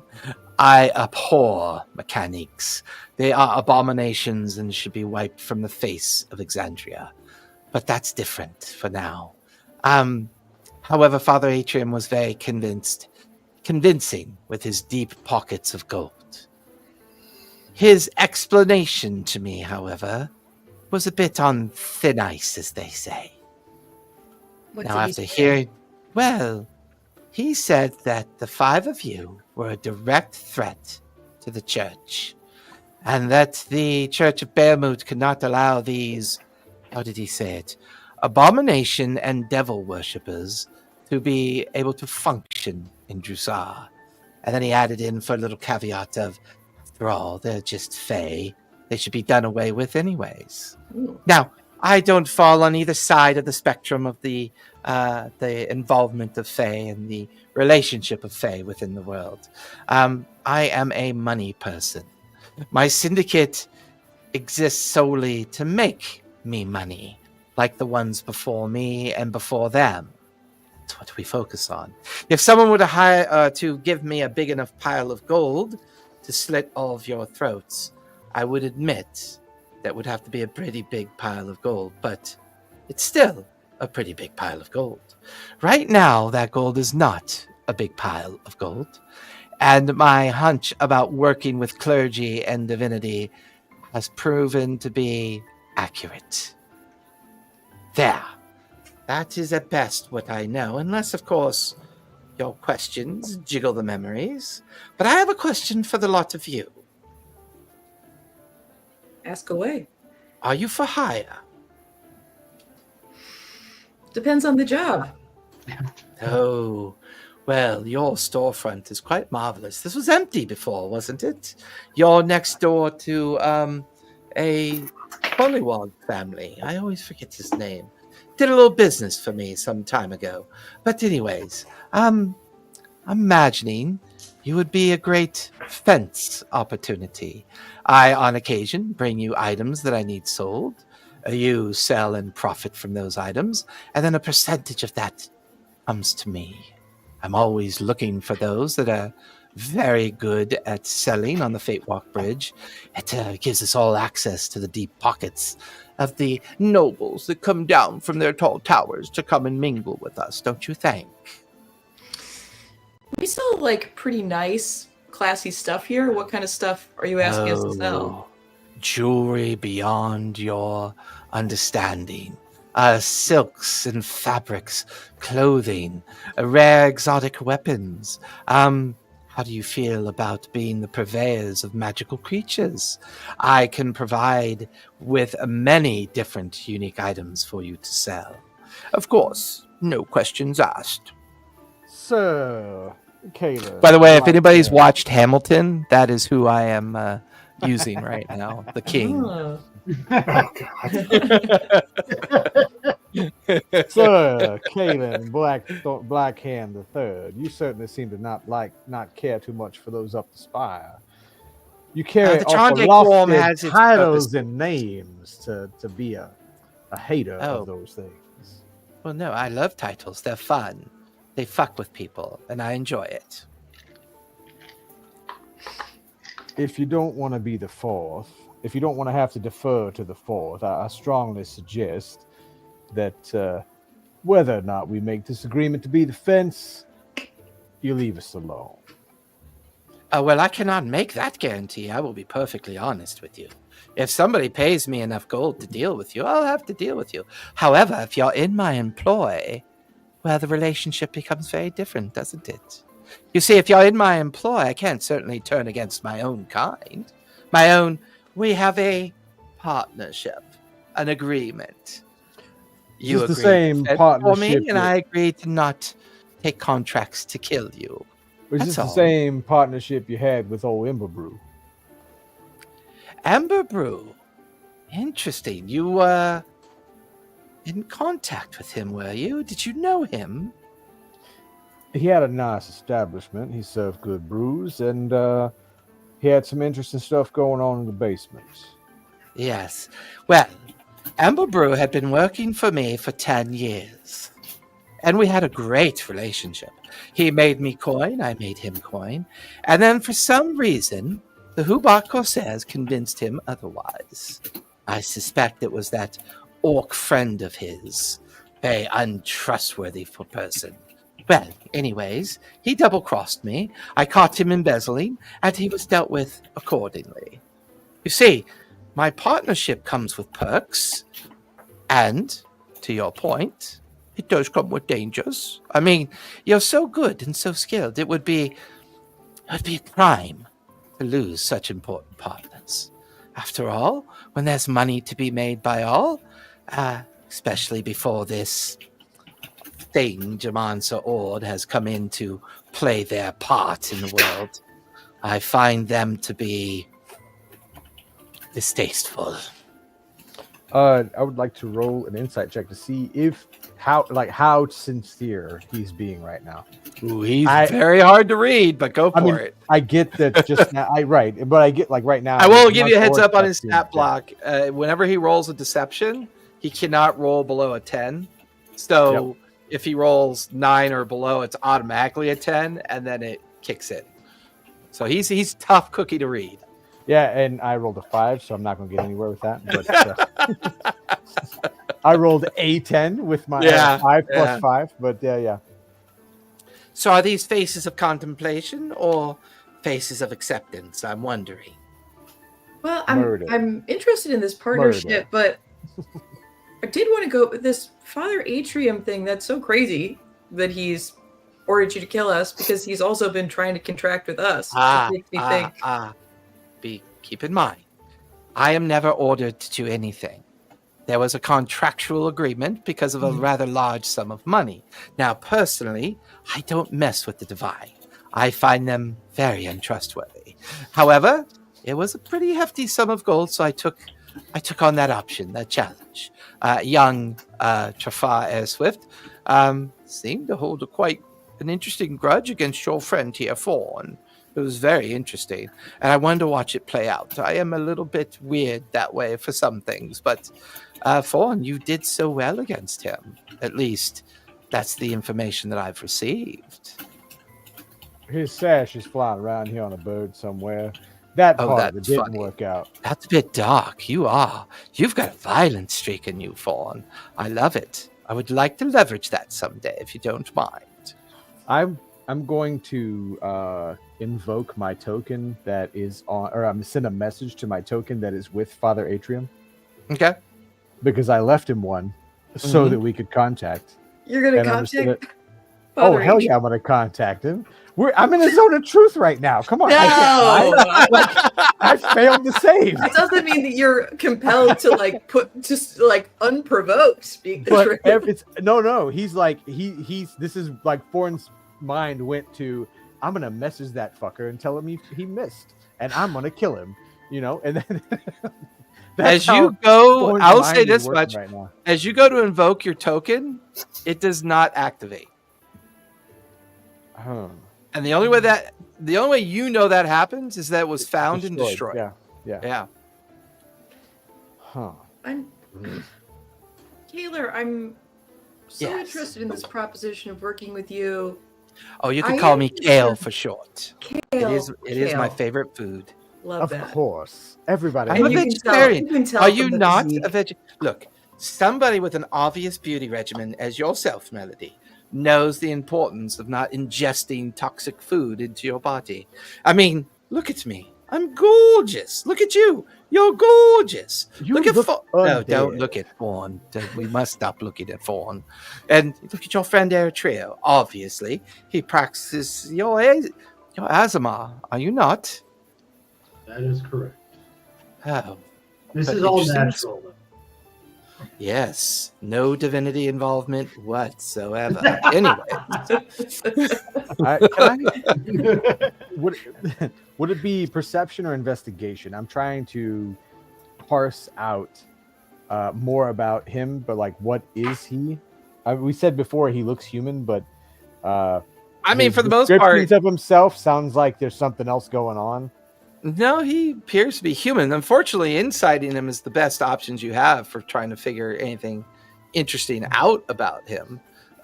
He stands in front of you wearing he's wearing all black linen attire, but very well made, like a black leather coat over his linens. He's got like a white linen shirt on underneath. He's wearing short leather breeches with tall boots. He is wearing an Ivory Syndicate sash, but his sash is all black, and the IS on the end of the sash is like in pure gold lettering, and it looks like it's real gold. He carries no weapon whatsoever. He seems to have a small backpack on underneath his leather jacket. He does hold a walking stick in his right hand that he uses on occasion to kind of lean on or tap the ground as if to emphasize certain words or thoughts that he's giving. for all intents and purposes, this is a man that could walk through a crowd and probably not draw any attention other than he just kind of has a casual look of a good-looking man. No. I have something I'd like to do if able. See, every time Professor says that, roll for initiative. Well, I still would like to ask him more questions. So I'm not look at the pained look on Melanie's face. No, go ahead. She was in panic when Ford almost contacted her. well, of course. Yeah. Look, Ford is. Well, what's your thought on what you want to do first, Professor? I want to walk to the front door and just turn our open close sign and just kind of stay right there. Okay. Click. So Okay. close the door, turn it so that we're closed. And you hear Karina in your ear. She's still invisible. Good idea, Professor. Just in case. We've got him cornered. I'll stab him in the kidney and you rip out his throat. See? Karina and I are of a mind. Well, I'm just concerned, our understanding is, you're working with Atrium and you're also working with Spike. Our interests are obviously not aligned, so I guess I don't feel super comfortable that, working with you will keep us safe. Yeah, Spike is a conundrum, is he not? Once again, I don't work for people. I said work with. Well, I work in the sense that if it's in my financial interest and therefore it's done, I can... You're a goddamn politician's what you are. You're an independent contractor. Yes, this is true.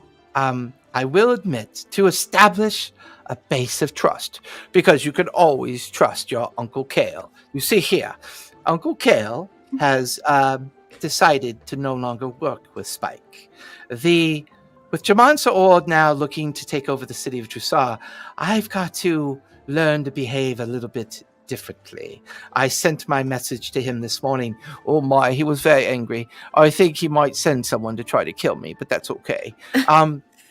This brute squads are, how shall we say, predictable. And Mr. Spike is very predictable. I'm not concerned about him.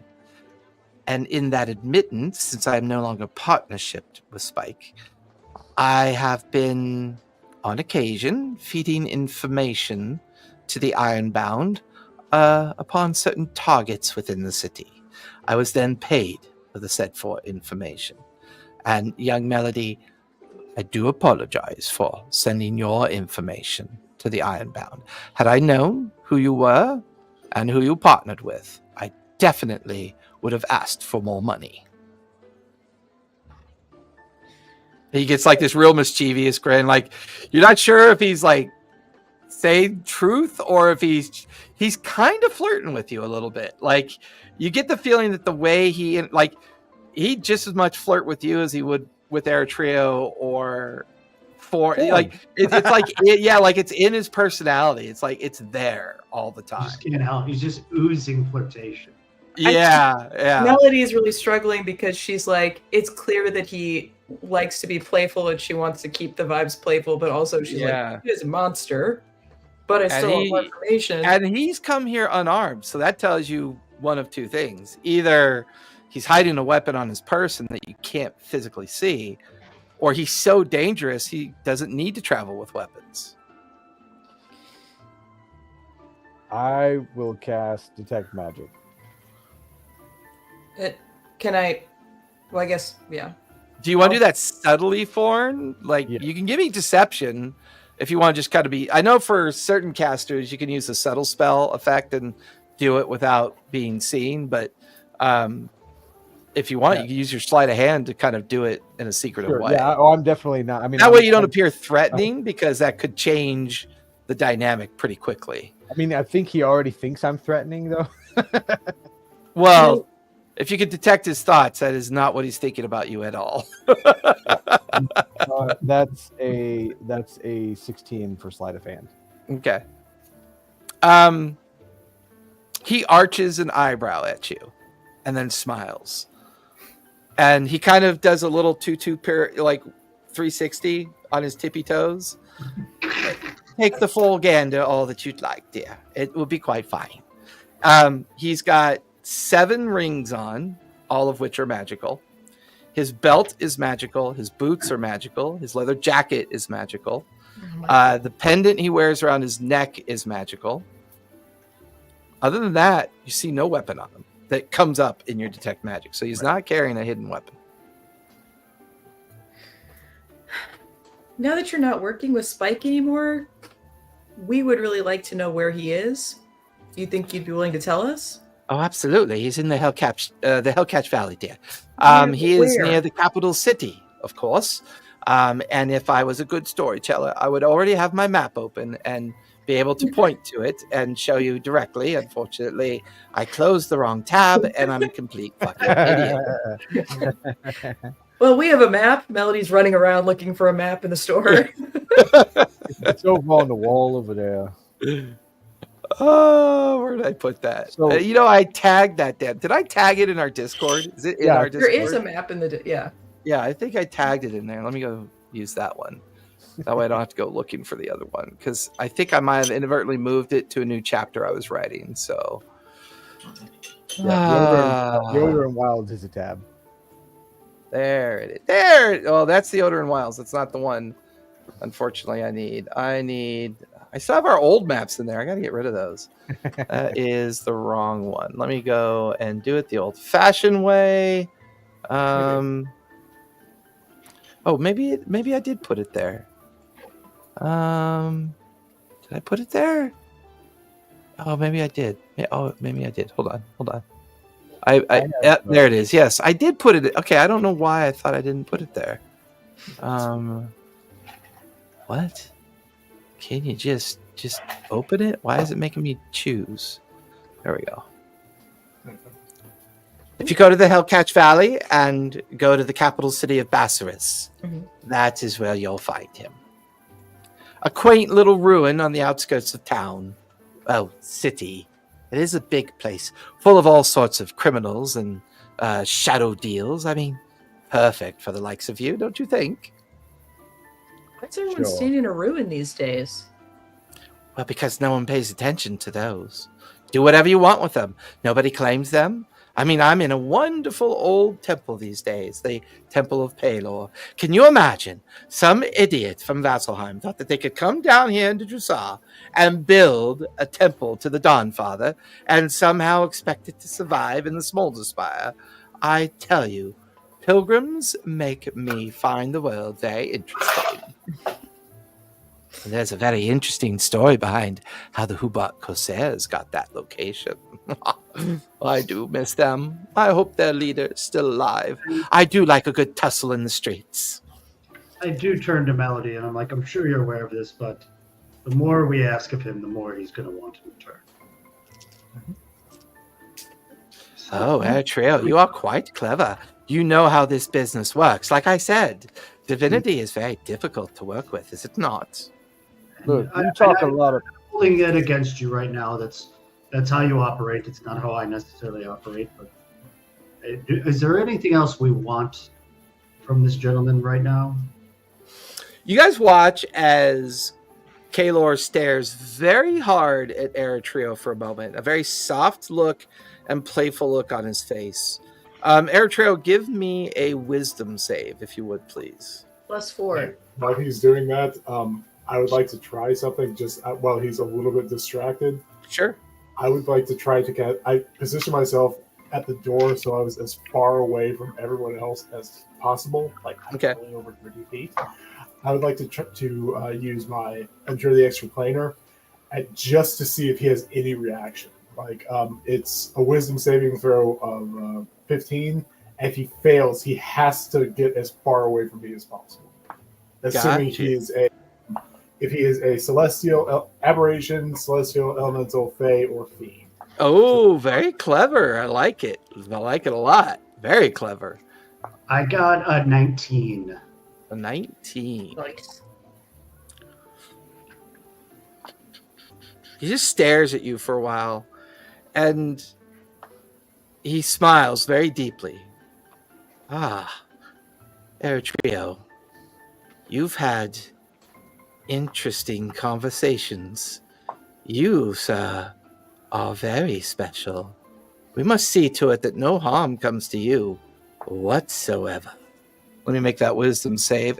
He normally gets wisdom saves with advantage because of something he wears, but I'm going to say he's distracted by what he just did to Eritrea. So I'm going to have him make a regular wisdom save. That's a 16 plus 6 is a 22. God damn it. Oh, no, wouldn't work. It has no failed save effect. Oh, well. Gotcha. He makes that comment, and Foreign has had his mind read more than once. Mm-hmm. Yeah. And he immediately cocks his pistol. Look, you said no spells. You got about 10 seconds. Now, 3. You did say no spells, Kale. I think you should go.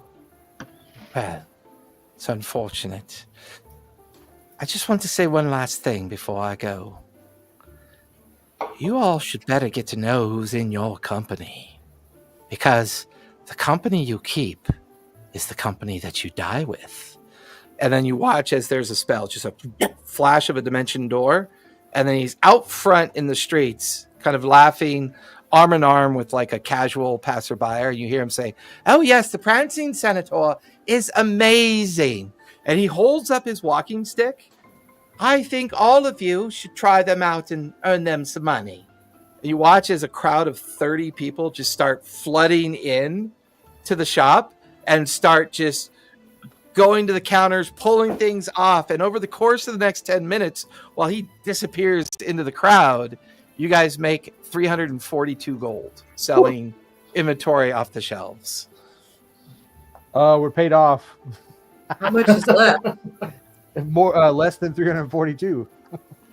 What did we have left? Hang on. By the way, I forgot to mention his walking stick was also magical. I had a suspicion. I think we caught that. Yeah, we had 100. Well, actually, anyone's free to make our Arcana check if you want to try to identify the walking stick, what it might have been after seeing its effect. More than happy. So we had 163 left. We had 163 left to pay, so we're in the clear. My Arcana check is not great. How much did we earn from all the? So there's 179 left, and should we just divide it by 5? Sure. And do 30, just 35 to each. Sure. All right. And that'll leave. We don't have to give Corinna any gold. Or right? we could not give Corinna any gold because she's rich. Karina comes out of invisibility. "I'm part of this group." And what do you think he meant by "you better get to know your companions"? Because what does that mean? Is there some dark secret? Eritrea, are you a demon? No. Are you sure? Is there a way we can check underneath your demon hood? I don't know. That sounded terrible. I apologize. Are you trying to make a deal with him? I don't know. Well, Karina just I'm going to go look for evil, and then heads out the door. So Blushes, she blushes in the middle of it. All right, are we splitting with Karina or no? It's 30. It's either 30 gold or 44 gold. 35. Okay. Yeah, split it. 4.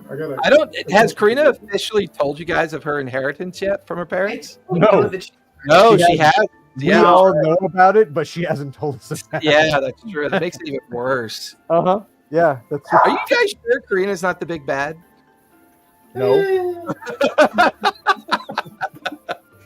Hey, Lauren, I got a She's quick certainly question. paranoid enough.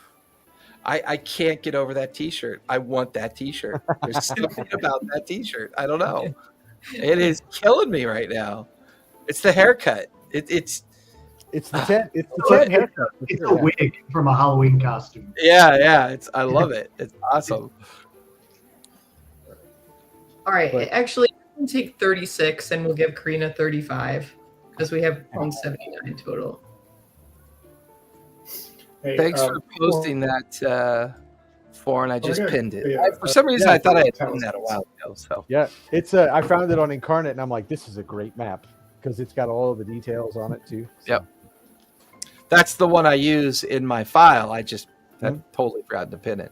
And that's technically the map that you have in possession. So you have a map of the greater area of Marquet so that you, if and when you guys ever choose to travel, I mean, obviously you'll have a map available to you to do it. Yeah. So look, it doesn't appear that asshole knows anything about Jamansa Ord, perhaps not being Jamansa Ord. Or if he did, he played it up like he was angry at him.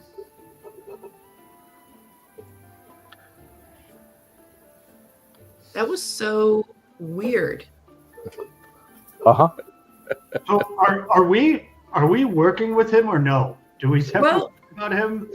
we didn't really agree to work with him. We didn't say we wouldn't work with him. We just told him he had to go, and he left. Hey, Can we Nervous. By the way, did anybody make an Arcana check for what he was using? Yeah, it was a 9 though. Well, let me see what my Arcana is. I actually have a decent Arcana. Let's see. I have a +1, but I rolled an 8. You would think Albatross would have good Arcana, yeah. I got a 15. So 15. I put the DC at 14. It's the Rod of Rulership.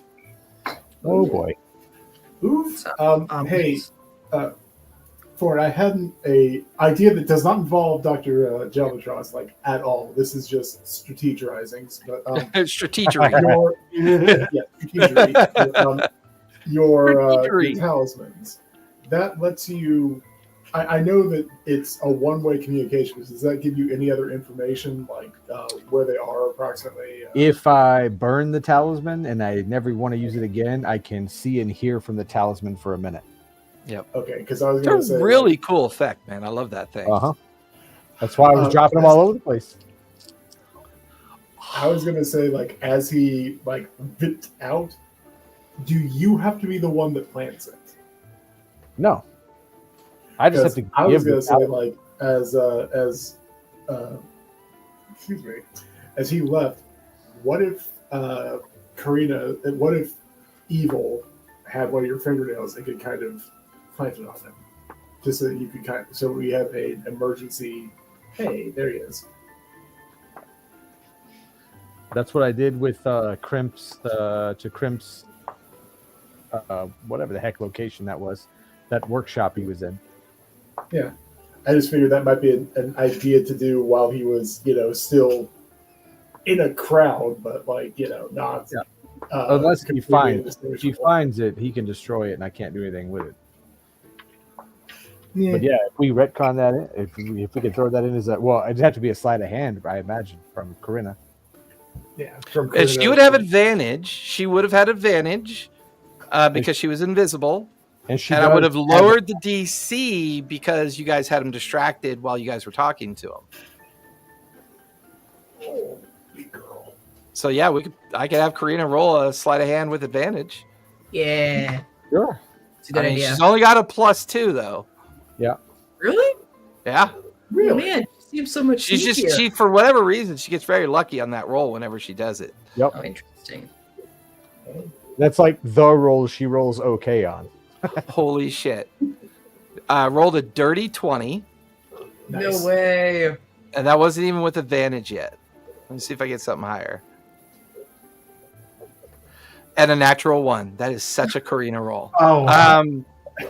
Since she had advantage, I actually put the DC at a 20 because of the difficulty involved with him.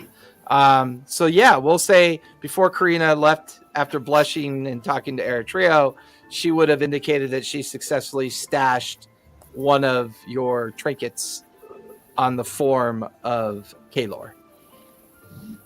Shall I message him now, or you want to wait?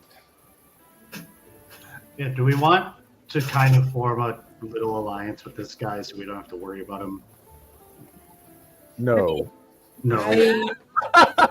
How long is the Zone of Truth active? Because 10 this minutes. one is okay. Well, I mean, It's gone by now because Warren is like, patrons were no. No. Warren is patrons absolutely were in no. the shop for up to 10 minutes, so we'll say Yeah. it's gone now. Corn is very much like, that guy tried to kill me, I'm going to kill him. And I also want to kill Atrium now, too. So I mean, I don't want him on our. I don't want to be on his bad side, but Yeah. This guy is shipping Faye off to be murdered, including me. What? Used to. He was. Yeah, Yeah. used to. And there was no indication that he wouldn't do that. There was Well, no, what he indication said of was that actual he- remorse. You know, he very kind of flirtatiously said that he was very regretful and he would probably never do it again unless there was a huge sum of money offered because he's met you. Yeah. Like, I don't clearly know- didn't I don't get paid know if nearly enough. Charmed by that. Yeah, there's no. Oh, he- assurance that- Very charming. Yeah, he was quite charming, and yet, I mean, we could act like we're working with him, but we don't know where these goods are that he wants us to. But we don't I'm know where he's sure getting. they're gonna show up. Like, presumably, these are being stolen from like houses they're robbing, or We I can't mean, always have. Where buy did we get the goods items. we got? Besides the, Oh, besides the first big paid purchase. for them in an Outside estate of that, we paid for them in an estate sale. But where did they get them from? Well, that's And not- where did they get them none of our from? See, concern. it's all of the all of the made goods we stole. Or yeah, because looted. pretty much you Looted. guys have become a general goods store. So like people are used to coming in and finding a wide variety of things like beverages and unique foodstuffs and linens and fabrics and clothing and unique tools and unique items. Like you guys, your store carries unique things. So his offer would definitely offer you an opportunity to earn a lot more coin in a very passive way. But do we think it's bloody money?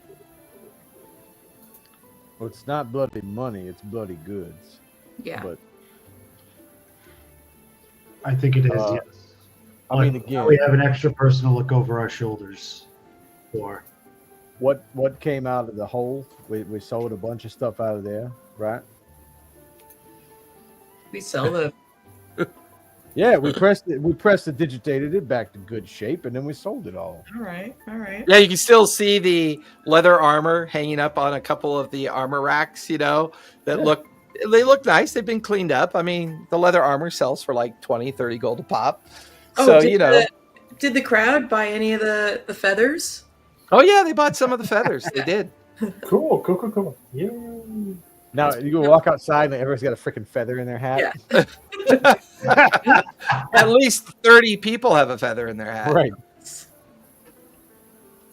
All right. Well, is the group's consensus that you want to tell him we would be happy to work with him? No, I would not be. I would say like not happy. happy. Is wrong. Yes, but It's not like is that what we would like to say? Yeah. And I want to make it very clear. I don't feel good about this proposition. Right. Are we in more danger if we don't do this? Is there anybody in the city that doesn't want to kill us right now? Fabian? Do we know that for sure? Maybe you guys do. That's the question differently. Is there anyone in the city that doesn't want to have sex with us? No, not Fabian. Can't call Fabian. Doesn't want to kill us, but good Lord, he'll have sex with the whole city. All right. Maybe we. I mean, that's not a bad question. I mean, what are your list of allies in the city? Yeah. I mean, the list is actually not long. Because Father Atrium wants to kill us. Callian wants to kill us. That does beg the Wants to kill question. Father Atrium? Who the fuck is this guy? Yeah. Got bad vibes from him on the top when we first met him. Yeah. That's why I left the token on him. Yeah. So weird though is like the way that he hired you seemed sort of clumsy and inexperienced, and these are not the actions of a clumsy, inexperienced guy. He's been working with criminals for a while. So perhaps it was feigning ignorance to put us off a little bit. Maybe. Or he thought Maybe very Elis different. should get out of the city.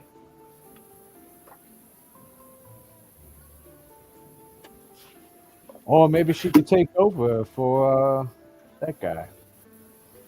if Father Atrium's not there,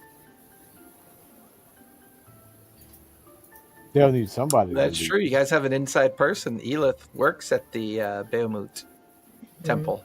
But she's kind of green. Yep. And she was, and that's interesting too. They sent a very young person to be an inquisitor. Yeah. That's, I mean, you don't even need to make a religion check for that.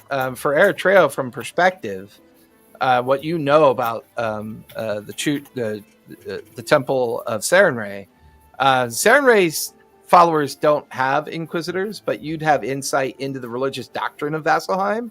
It would be incredibly unheard of to send such a young, inexperienced down into Jrusar as an inquisitor to take on certain activities. From your knowledge, inquisitors of Bahamut Temple would be former high bearers, and former high bearers would be former priests or priestesses that used to lead temples at the height of their experience. They're expected to pass judgment. They're expected to make inquiries. This is very unusual, highly unusual, and very much would not be expected to happen.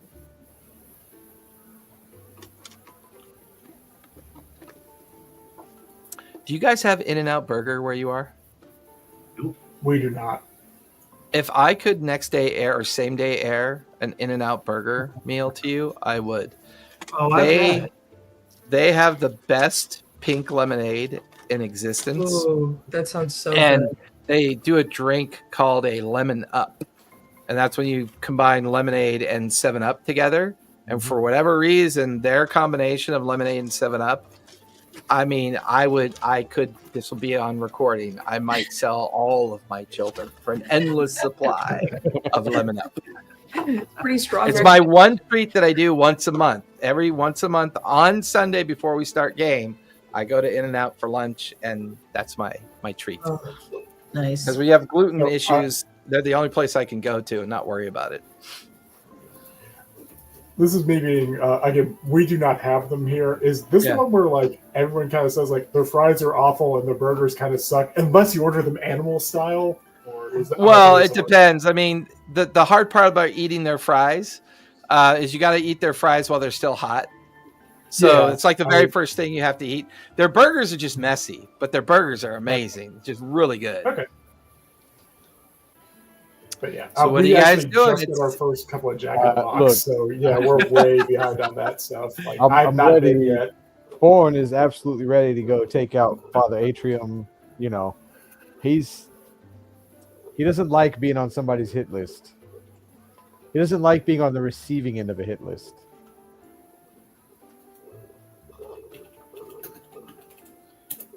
And that guy pissed him off too. So.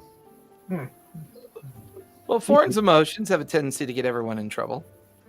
You know, look, he's an open book, right? He can't pass a wisdom save to save his life, so or a charisma save for that matter. So he's an open book. That's why between the morning activity and Kaylor's conversation, and you guys being busy within having to deal with the shop, we'll say it's now midday. I would ask Karina to write in her journal to Karina Prime and tell her what we know about Spike's location. Okay, she'll go off and do that. Have we sent a message yet to Taylor saying that we're amenable to his proposition? Nope. Are we going to do that? I can. Is that what the group wants to do? I'm waiting. I thought for sure that cat was gonna pounce on Ryan. Hey, Dad! All right. Look, I'm happy to send a message to. I'm happy to send that message to Black Hand. Just so long as I can also let him know we'll pay a visit to Father Atrium.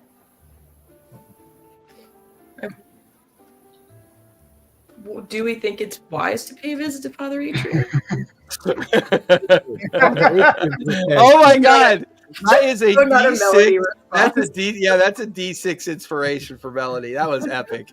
That was the best role play I've ever seen, and I'm not even sure she was role playing. That was epic. Yeah, I mean, I would rather not be in this man's bad graces right now. Well, you said we don't have. It seems like everyone wants to kill us. It's not good if everyone plus one wants to kill us. Your elephant friend doesn't want to kill us. Perhaps your elephant friend might know more about Father Atrium and his deeds. Sorry about that. That Yeah, was we could awful. talk to him.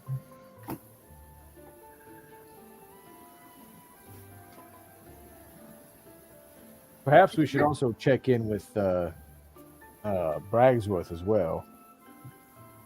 Oh yeah. It has been a Because, while since I checked in with him. It's been it was yesterday when we left him, so we haven't heard from him today at all. Seems like it was just yesterday we were talking to in a casino with all. All right. Show of hands. Who is opposed to telling Kaler that we'll work with them? Show of hands. Oh. I just hate him. Show of I mean- hands. Who thinks we should just leave it where it is and do nothing? Okay. Show of hands. Who thinks that we should affirmatively reach out to him and say we're happy to work with them? I mean, I'm sure Karina is also a hands up on that one. Yeah, Karina's Karina probably would like- definitely be all in. Karina said, "You had me at money." Yeah, definitely. Should we roll the tiebreak? Well, Between if, No, do we, I'm confident Karina would agree to this. Yeah, I'm pretty confident Karina's Yeah. like. I was just- She would definitely be the tiebreaker. Her eyes are like a Scrooge McDuck when they turn into dollar signs. Yeah. She's imagining her. If you see the thought bubble above her, she's diving into a pool of gold. Yeah. All right. I actually would like to chat GPT that. I'll activate the token just to send a message, not to see him or anything. But I'll activate the token and tell him I got outvoted. We're gonna take your offer. Send good contracts my way. Maybe that'll even things out. Now, can they respond, or is it one way? One way. One way. Okay. But if I get a contract coming my way, we know he agreed. Yep, that's fair. Right now, Oh, look, Atrium. at the very least, I'd like to check in on that motherfucker because I tried to activate my sigil while we were back there and assume he's found it or it was destroyed some way or another. I mean, it is vulnerable to detect magic. Right. And Kaler told us that he told Atrium he's not going to work with him anymore, right? Yep. Or was Said he- he sent okay. the message this morning. So Atrium knows we're not dead. Kaler's not working with him anymore. So he's mad as heck. Theoretically. Maybe if we bring, perhaps we bring our Loxodon friend with us to talk to Father Atrium, it might cool the waters. You met him at that. You met him at that temple, right? Yes. Yeah. At dawn. Yes. I think that's a fantastic idea. So should we go find Kaleem? Is it she's? If I'm not mistaken, is she at the outpost in the Hellcatch too? She's I thought she was at like, the wild. the Wild Mother's like proto temple that's in construction or whatever. Is that's not in Hellcatch? That's in Smolder's No, Fire, it's just right? downstairs. Yeah, it's at the Yeah. downstairs. It's Okay. down the spires. Yeah, it's just a dumpy. I remember it's kind of a dumpy area. Okay. Yep. All right. I'll tell her you said that. But I believe you guys do have a and I was wrong. Bassaris is not technically the capital of the Hellcatch. King's Fall is the capital of the Hellcatch Valley. But Bassaris is like the biggest city in the Hellcatch and the most popular city for casinos, gambling, and the other biggest- nefarious activities that go on. It's also the biggest hub of crime syndicates as well. It's the hive of The scum wretched and villainy. hive of scum and Yeah. villainy? Yeah. Hey, yes. And I believe you guys do have a contact in King's Hill, don't you? Or King's Fall? There's a member of the Wild Mother who's doing a member of that clergy that's there as well. I think Eritreo. I think you got that connection. Yeah. I think so, yeah. I don't remember how, but it was when you were at. I think it was when he was talking. Asking, Kaleem about if he knew people out there or something. Yeah. Yep. Well, down to the Wild Mother Temple. Sounds like a plan to me.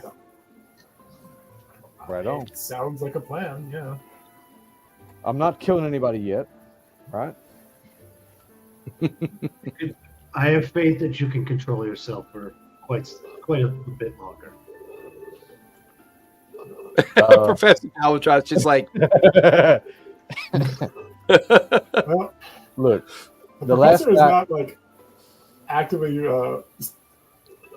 announcing his desire to kill this guy, but I trust him about as much as Ford does. Remember, I'm a lawful good character, so I'm already pretty skeeved out by this situation. And this guy, he kind of screams this guy needs to die. Not necessarily, but preferably by my hand. But, we'll figure it out.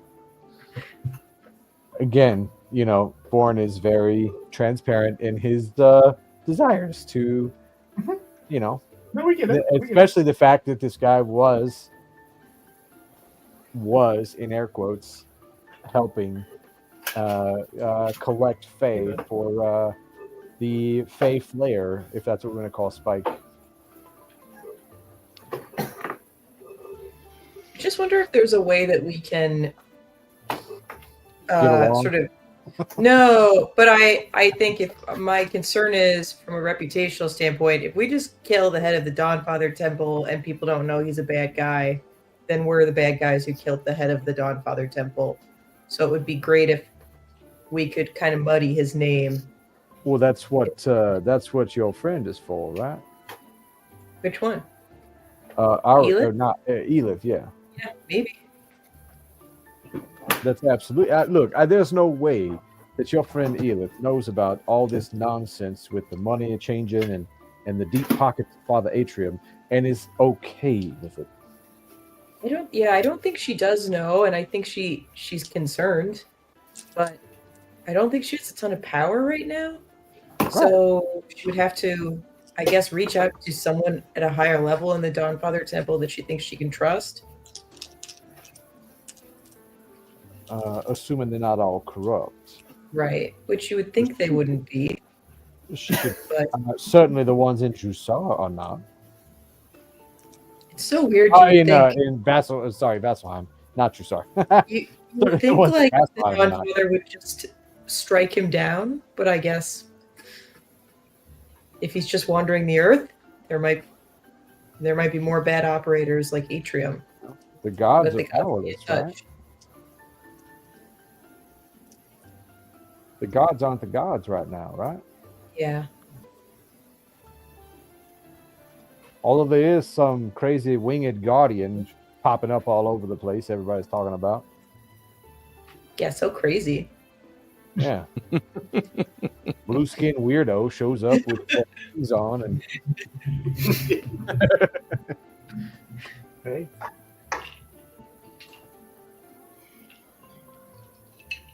So you guys are heading to the Wild Mother Temple down below at the base of the core spire. I'm going to take Giselle with me. Okay.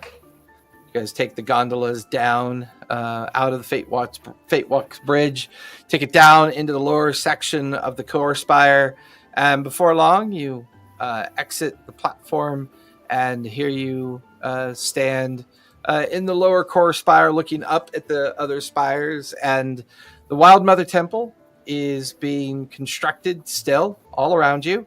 It's expanded a bit. Some of the more abandoned and barren areas that it was building itself in or being constructed in has now been turned into parks and like allowed the kind of like jungle-like terrain from below to kind of grow up into these areas, and you could tell that they've been using the druid skill, druid craft, to kind of cultivate and organize spaces of sanctuary, places where people can rest and relax. And you guys immediately see Kaleem up on the set of wooden stairs talking to some of the young pupils, sees the four of you walking towards them. Good day. It's good to see all of you again. Trio, my friend, you've come to speak with me, perhaps, based on the look on your face. Didn't you almost kill him last time you talked? Actually, is she Not you, who's- but by the request that you gave him almost killed him last time, right? I do not know what you mean. You made him look at the little trophy thing, the little. Yeah, I was gonna say that was me, wasn't it? Oh, that was you, right? Okay. Yeah. And it's like the. I was about to ask. It's like, is this the priest that I spoke to? The one with the bleeding eyes, and yeah. Yeah. Uh-huh. But yeah, it just kind of comes in very humble and contrite, just like, I'm disposed of that talisman. I apologize. You want to tell her That how was- you disposed of the talisman? You want to tell her how it happened? I mean, I smashed it, so. Uh-huh. What prompted smashing it? I might have A gate from the accidentally hells. built a focus for an extra dimensional. I don't know what it was, like some kind of weird squid thing. So It you wasn't- are rid of the corruption then? I am, yes. Well, then I would say our conversation was successful. Sure. Just got. I'm sorry. Eritreo's here to talk to you. Oh, Yes. How have you been, fair mother? I have been busy. There's been many things to do. But we are doing well. Jaman Saord is set to make their announcement tonight, I believe, in regards to the unification of Jrusar and Ankarel. It would appear that they are having success at reestablishing the beginnings of Yeah, unified Marquet. Or, if might I ask you, what are your opinions on this? Oh, well, I think those of us in the Divine would like to see the Jewel of Marquet be once again the centerpiece. And to bring those into the fold of unity is to bring stability and allow divinity to reign yet again within the greater reaches of Marquet, where it has been absent for a very long time. I hope they are intentional. That's your hope, but is that what you believe? Hope is belief for now. And then I rely on faith if I'm right or wrong. I guess Very- all that predicates on the belief that Jaman Saord is who they say they are. Gets a quizzical look on her face. So what do you mean? Why would they be anybody else? That is a confusing question. That's just the word on the street. Skinny out here is Jaman Saord. Perhaps it's not the Jaman Saord we all know and love. I never claimed affection or love for Jaman Saord, but I do. State your meaning intently, Fawn. What do you mean? Just saying. I've heard Jaman Saord was replaced. By who? Who would say such a thing? Who did we hear it from? Gina. Oh yeah, Regina. A person who would know these things. A single person? They work for a group of people that tend to do things like this. But you're taking the word of a single person to sully the name of Jaman Saord, then? Oh, I'm not sullying the name of Jaman Saord. I am questioning the legitimacy of this Jaman Saord. I suppose you should ask them. I tried. You know what happened? I found myself outside of the building faster than I could think. Can't imagine why. All I So did you- was try to ask a question. You can tell that Khalid does not like Foreign. Like, Well- she is very standoffish when having to force to talk to him.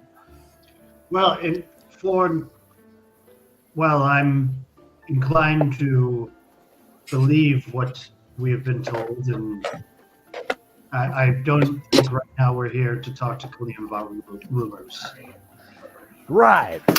Murder in the Dawnfather Temple lead. That's what we're here for. Excuse me, murder? No, he's joking. Oh, he has a.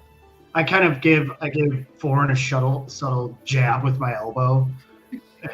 Just kind of shut up a little bit. That was like 1 HP damage, Eritrea. You're getting tougher.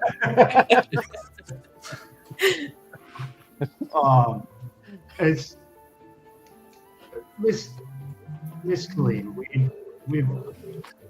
We're a little troubled right now by the potential actions of Atrium of the Dawnfather. We don't believe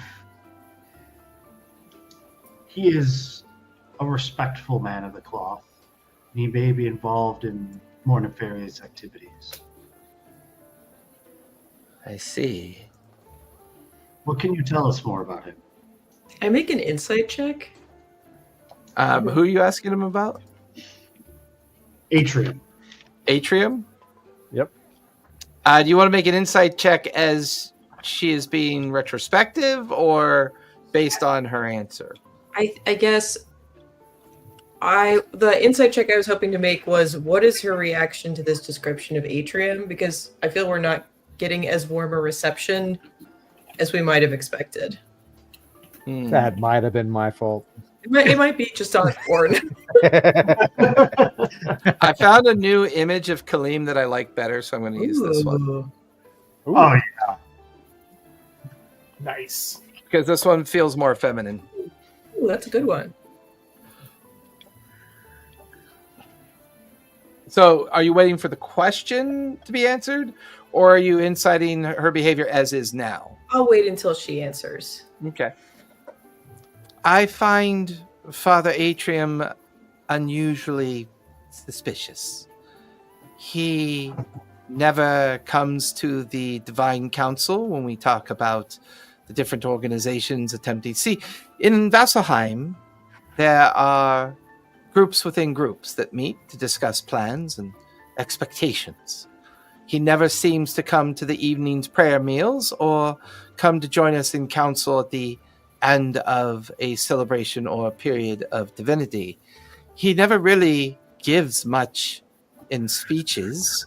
I believe the only recent speech he did was the one he gave down at the burial pyre after the unfortunate incident in the smolder spire. Other than that, he's never really seen in public now, is he? Come on. That cat's butt was dead center in that picture. That was excellent. Yeah. I feel Hey. compelled to wink back at your cat. He is a cat. Like, he's a very friendly boy. He has to show his butthole to everyone. Yes. And he did. There you go, man. You're internet famous now. Oh god, I got so many stupid Houdini stories. Oh, we've been witnesses of them all. I think Eric is the victim of them. Give me an insight check there, Melody, as Okay. she's answering the question. All right. I'm rolling so bad. All right, that was a 7. 7? Hard to tell. Really hard to tell. She's very passive. She speaks plainly. It was easy to tell that she was kind of annoyed at Foreign with his brusque and kind of, as we say, redneck ways, rustic ways. But other than that, she's tough to read. Okay. She's neither speaking poorly or good about him. She's just simply telling a story of her concerns. How does a man like that stay in such a high position in a holy place if He's not involved with the community. Well, you see, that's the thing. For the better part of the last 10, 20 years, we are not sent here to be in high position. Usually you've upset, or how shall we say, upended the apple cart back in Vasselheim to end up here. I have come here under my own free volition, since the Wild Mother Temple has never been established here before. I've chosen to do so because I feel it's important. It's part of who I am. I do not feel that Father Atrium has the same sincerity. And his young inquisitor, why would they ever make such a young green person an inquisitor? I suspect that she is here due to poor behavior as well. Vasselheim has always treated Jrusar as a place for outcasts.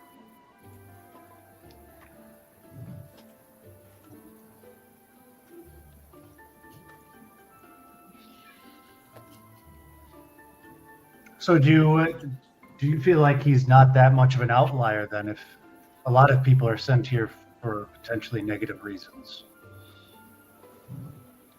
Depends on the definition of why they were sent here. Some are simply sent here because they were embezzling funds or making dalliances in the middle of the night or making bad alliances with bad people. I do not know. But if he was sent here, he must have done something bad, or perhaps Vasselheim is attempting to establish itself for the first time with a sense of understanding here. But I doubt that.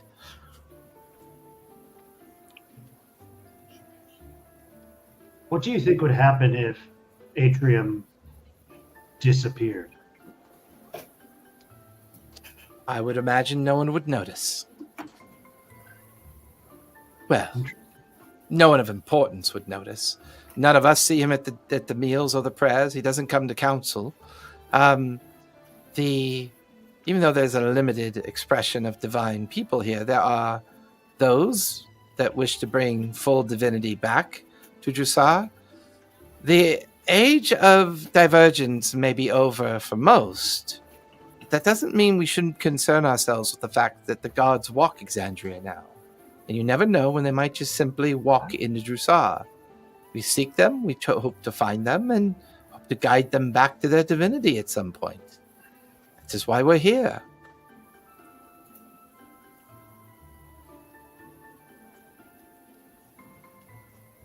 When she said no one would notice, Forn's eyebrows were like, whoop. Oh, really? Just say the word. Yeah. No one would notice, you say. I mean, you can make an insight check on that if you want. Why would I want to take an insight check on something that I think is great? That's fair. Perfectly fair. No one would know. Melody, is there anything I'm missing asking the mistress here? I guess I'm wondering, like, if, someone at a temple is acting badly, is there some process to report them? Like, what typically happens? You can reach out to Vasselheim, the High Bear Ponstein. He is the one that you would address your concerns to.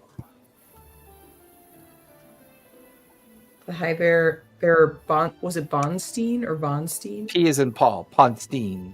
Bonstein. She is a worthy High Bear. If you have concerns and you address them appropriately to her, I would imagine she would gladly take them into consideration.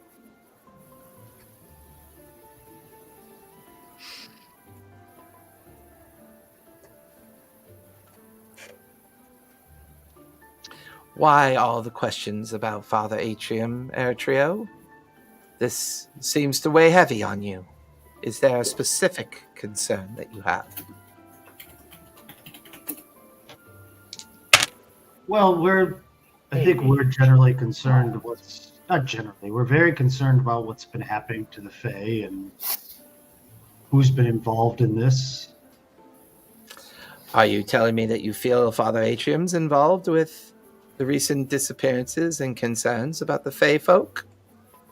Can I roll an insight check on that to see what she's like prying Yeah, she at? just insight checked you, so Yeah. yeah, go for it. The insight checks are flying. They are flying like monkeys off of handlebars.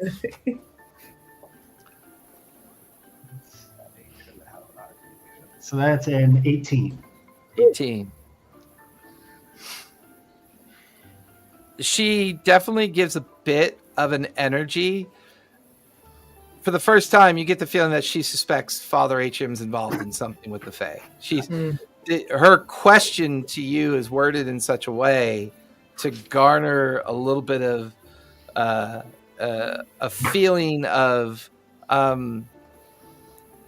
comfort, a feeling of not saying it out loud so that you can have the conversation. Brusque Yes. though I may be, you do understand where I'm coming from now. Ford, yes. But Kaleem, Yes. we are suspicious. And based on your description of him, it makes us think even more so that he's involved in And my something suggestion damaging dear friends of ours and family. is if you are suspicious of Father Atrium, you garner evidence, present it to our council, and with our backing, we will help you present it to the High Bearer Ponstein. If it is sufficient evidence, Ponstein will have to recall Father Atrium and deal with him accordingly. And how long would that process take? I have no idea without knowing what the evidence might be. Safe to say. If he is directly involved in information or the physical activity of kidnapping Fey folk for the purposes of selling them into servitude and being responsible for their unfortunate and misaligned lack of welfare, and if he is doing this without the permission of the High Bearer, the outcome could be quite severe, quite harsh on Father Atrium. But without proof, you simply just can't walk into somebody's place of worship and say, I don't trust you. After all, this is divinity. Not everyone believes that gods exist. In fact, most don't.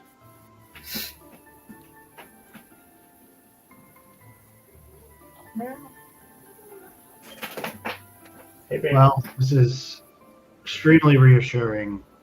I am glad to always feel comfort in your presence, and you're always so kind and patient. What about you, Eritrea? Have you been dealing with your own concerns as we discussed earlier? Yes. Have you had any more interactions? Any more good or bad? That. Terrified. Interesting. One would prescribe caution then. If these are terrifying encounters that you are having, perhaps at some point it's time to draw the poison from the wound. Find them and confront them directly. Do you know the spell Commune, Eritrea? I do not yet know. When you are aware of the spell, perhaps better yet. She quickly walks up the stairs, calls for a page. A young tiefling comes running out of the temple, bows to Kaleem, and hands her a book. Take this. This is a copy of a spell book that I use for our more learned candidates. The commune spell is in this spell book. Read it and learn it. I think you will benefit from a direct commune with this entity. After all, even though the spell is designed to have us reach out to our, how shall we say, those that we expose our faith, sometimes those that provide faith can be reached out to as well. What makes If I you think asked it's you- only one? Sorry? What makes you think it's only one? What do you mean? Reaching out for the faith of Eritrea.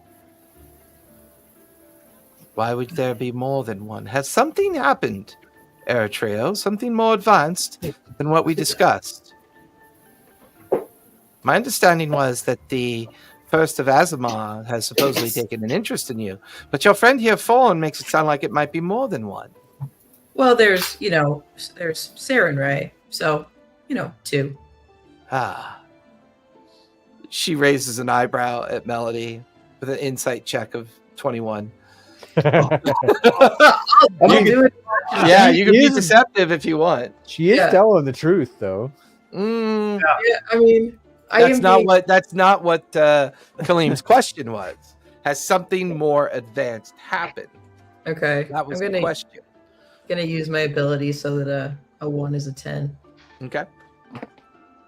That's a 13 plus 7 is that. Oh, I have inspiration though. You do have inspiration. Oh. Plus a 1, that's 21. Yeah, it's a match. She doesn't get much at all, if anything. She just has a hint of suspicion, but she lets it drop pretty quickly. Well, in that case, if it's just the situation of the two, then I would suggest learning the commune spell. Figure things out as best you can. I make like an obvious, like, odd look at Melody. Like, what's that all about? I am unreadable. She's doing that thing where she twists in her hair. Yeah.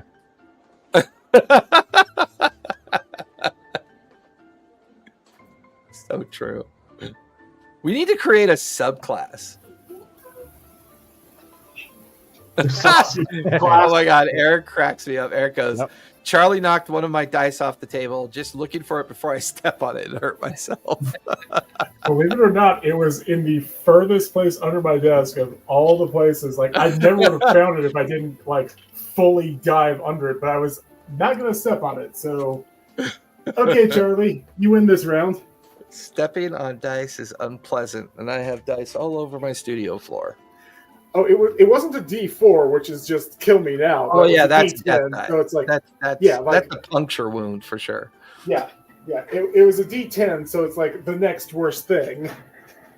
Colleen kind of leans in towards you, Eritrea, grabs your hand, and does a quick Wild Mother blessing.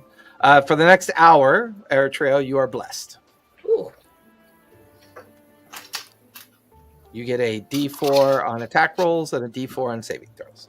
Nice.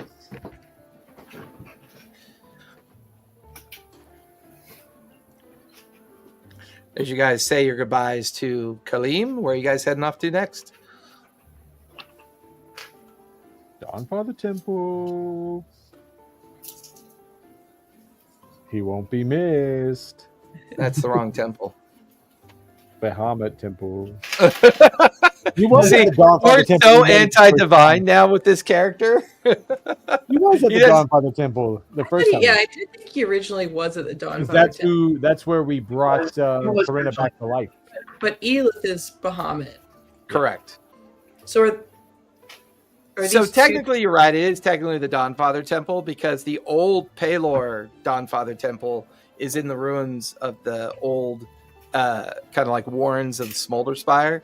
So technically, it's technically a temple of Unitarian, but he worships the Dawnfather, and she worships Bahamut. They're both representative of Vasselheim. Yeah. And technically, the temple's kind of treated as Unitarian, but it still bears the title of the Dawnfather Temple. Silly boy. Melody looks like she's lost in deep thought. thinking? Should we wait till we're level 10 before we do this? I mean, are we level 6 and walking into a purple zone? Is that what's happening? Because I'm thinking Ford's going to get his kill again. The Dawnflower Temple is going to be in ashes if we go in there.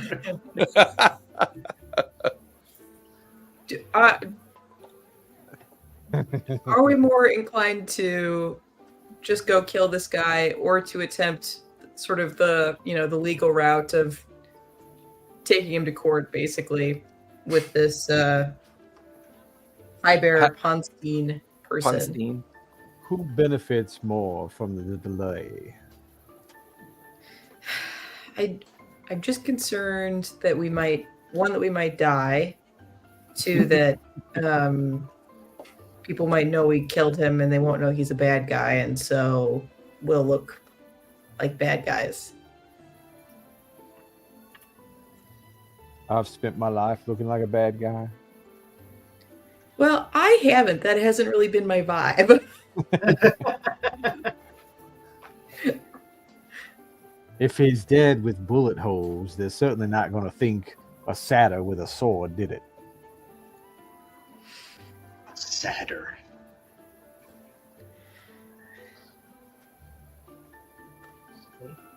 Well, what does the group want to do?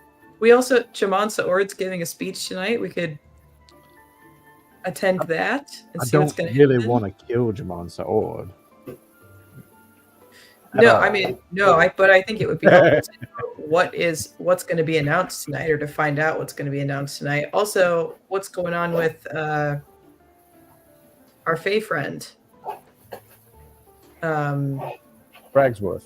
Ragsworth, and what is the plan for that painting that Callian requested?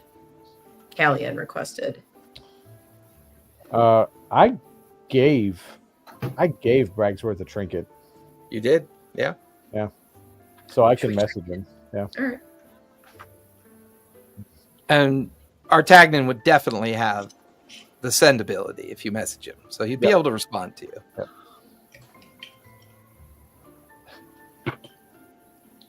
My Lord Artagnan, I am at a bit of a crossroads right now, but I am curious as to your well-being and how you are. How's things with Lord Callian? Do we need to solve that problem? A few minutes goes by and you hear the send spell kind of click in your head. Oh, hi, Fawn. Good to see you. Listen, or hear you.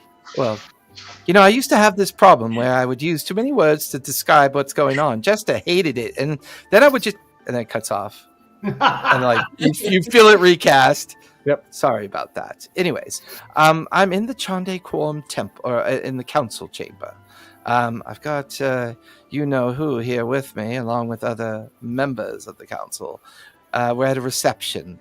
We intend to attend the speech of Jamansa Ord this evening. And then it cuts off. So Bragsworth Artagnan is going to be there tonight for the event with Jamansa Ord. Jamansa Ord's already announced their intentions, and if I recall, Callian was none too happy about it.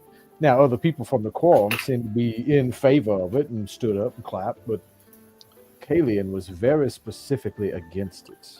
And he was planning something for this painting that he requested. It's supposed to be a painting of the core spire, right? Right. But So he I was wonder more if he was interested in the trying- magic. Yeah, I wonder if he was going to try and pull a move tonight. he was more interested in the magic than the painting. But I just wonder, if he thinks the painting is a portal, why does he want a portal to the core spire? Unless he doesn't think it's a portal. Well, that's fair. If it's a prison, Do it makes sense. we think Atrium might come to this speech? If that's the case, I'm more than happy to kill him there.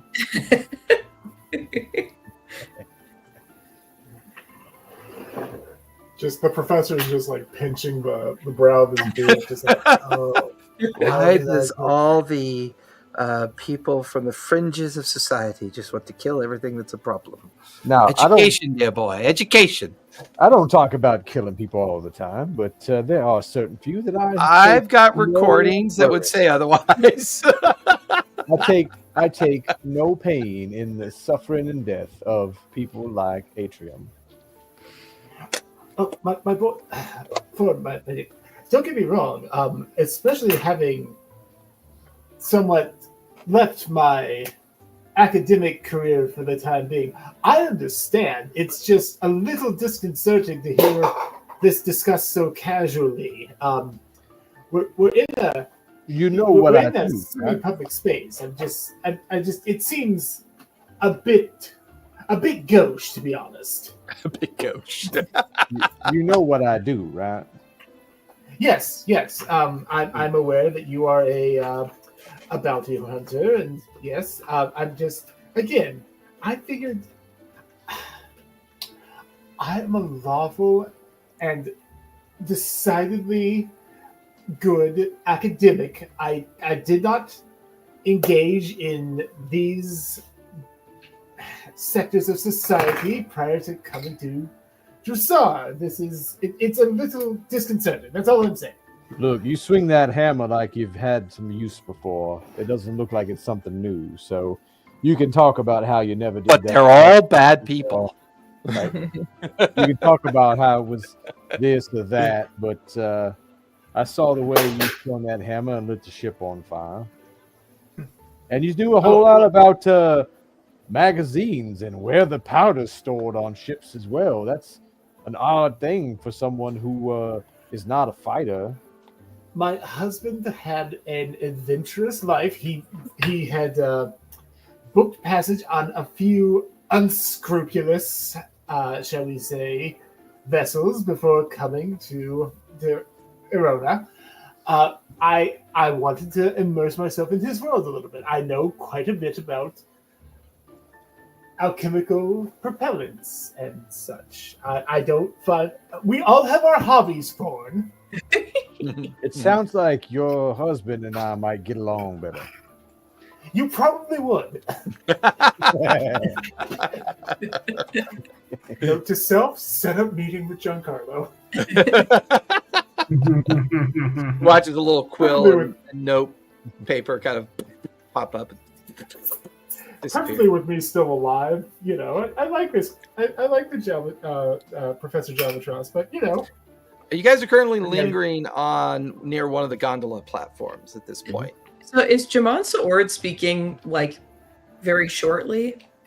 It's now gone from midday to mid-afternoon. They'll probably speak at sundown. I'd like to hear them speak. I do have a I'd like quorum to go badge, with, so I ought to be able to get in anywhere, and you Yeah. can be my entourage. Sounds good to me. I'd like to go in for no other reason. He sounds like a populist speaker that wants to bring power to the masses and whatever. I'm worried that some powerful people may want him dead. And I'm a big buff Birdman. I can help. I feel quite confident that Kalian perhaps wants them dead, but also I'm not confident that this is the real Jamon Saord.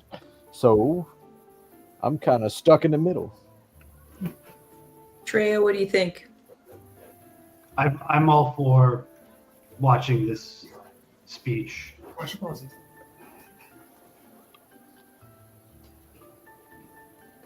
We have some time to kill in between there. Can we get anything else done in that amount of time?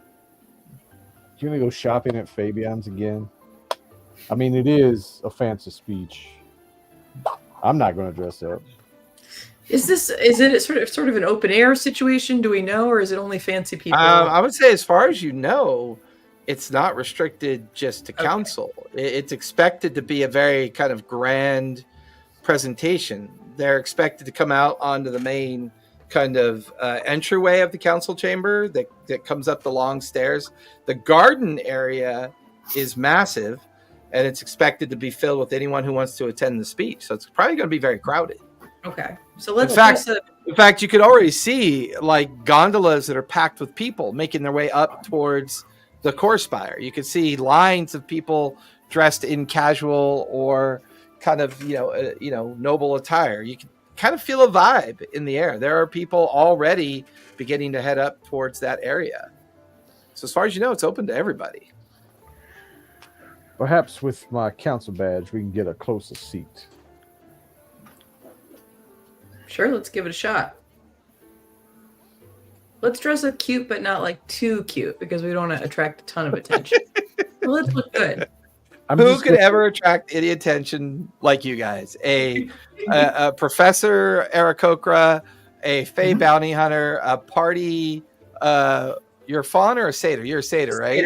Satyr, riding a party satyr, and then an avatar of gods. I mean, the only one who probably might not attract attention is Karina, because she always rolls in looking like one of her Lord of the Rings knockoffs. He would certainly go as Smingle for this. Yeah, without question, this is a Smingle trip.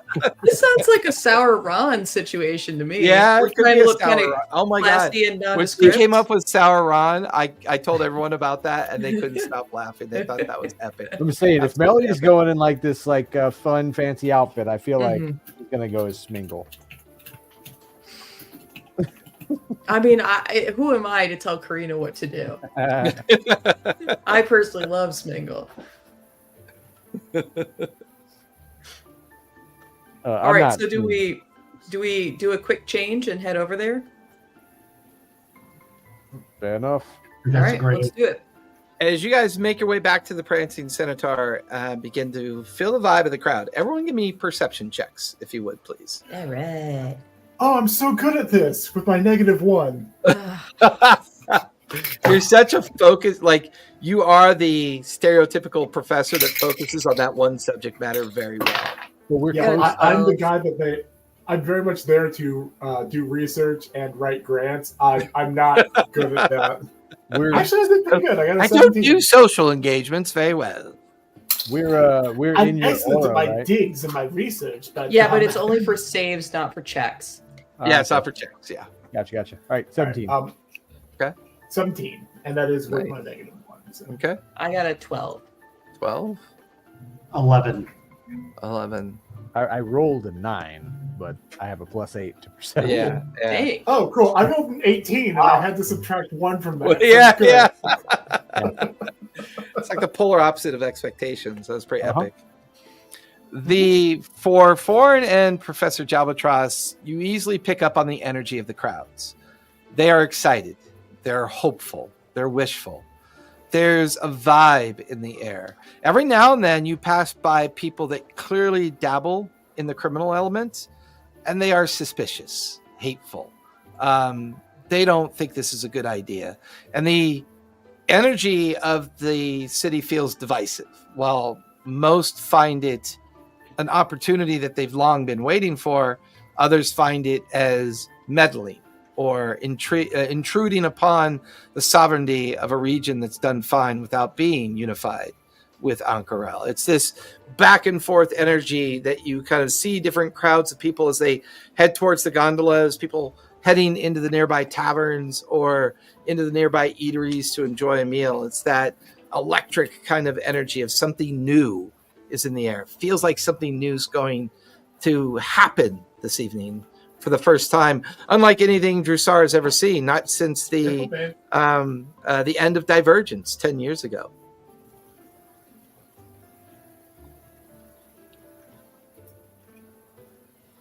This place seems ripe to blow up. Not that kind. Not literally? Not our history of blowing up. But Joe starts checking for explosives. Not. I'm being metaphysical for once, metaphorical for once. Right. So metaphysical. Damn hippie bounty hunters.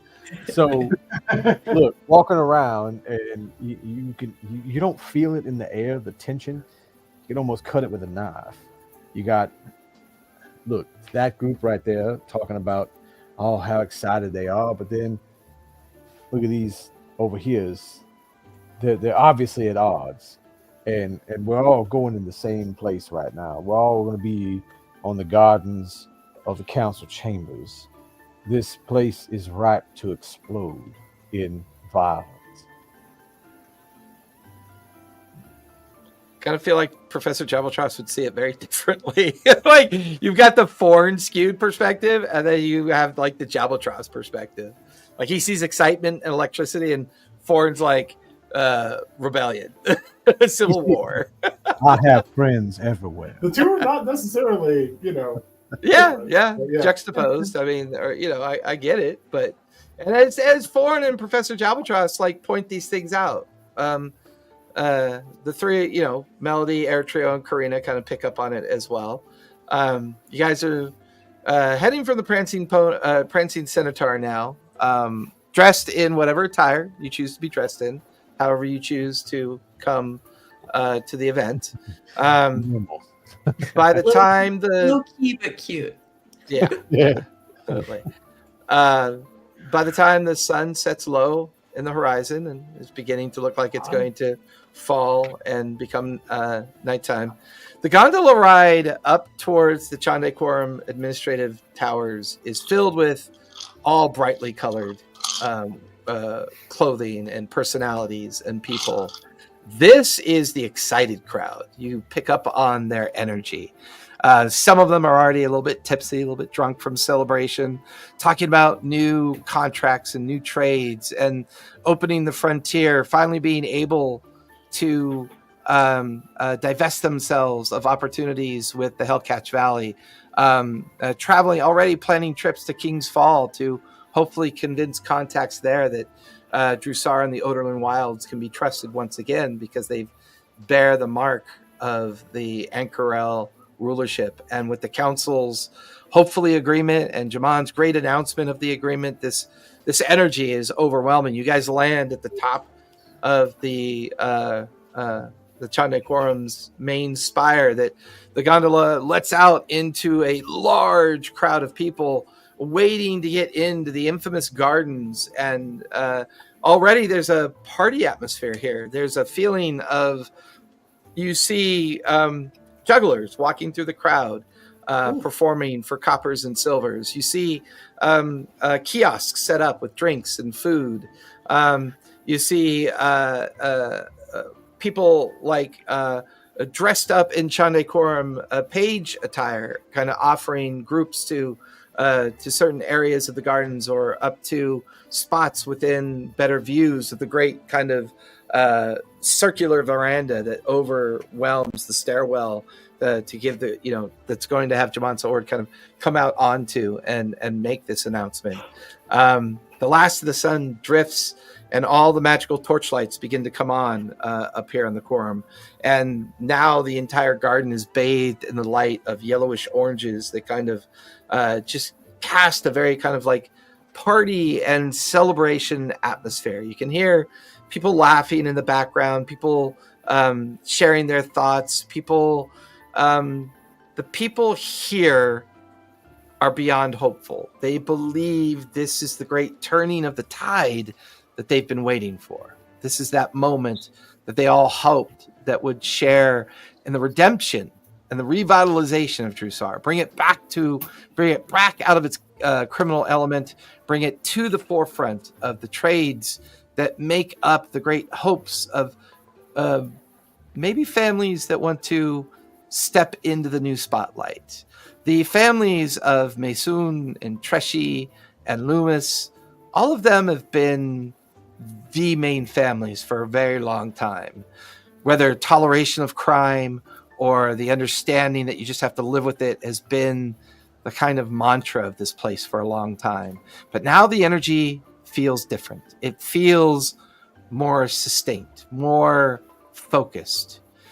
You hear the great blazing of horns that emanate out from the interior of the gardens. And these great horns go and they blow, and the crowd turns their attention to the interior garden space. Crowds begin to muster in as fast as they can to get in and see this great figure. Coming out on to the veranda, their long brown hair, the very kind of neutral appearance, not being declared either female or male.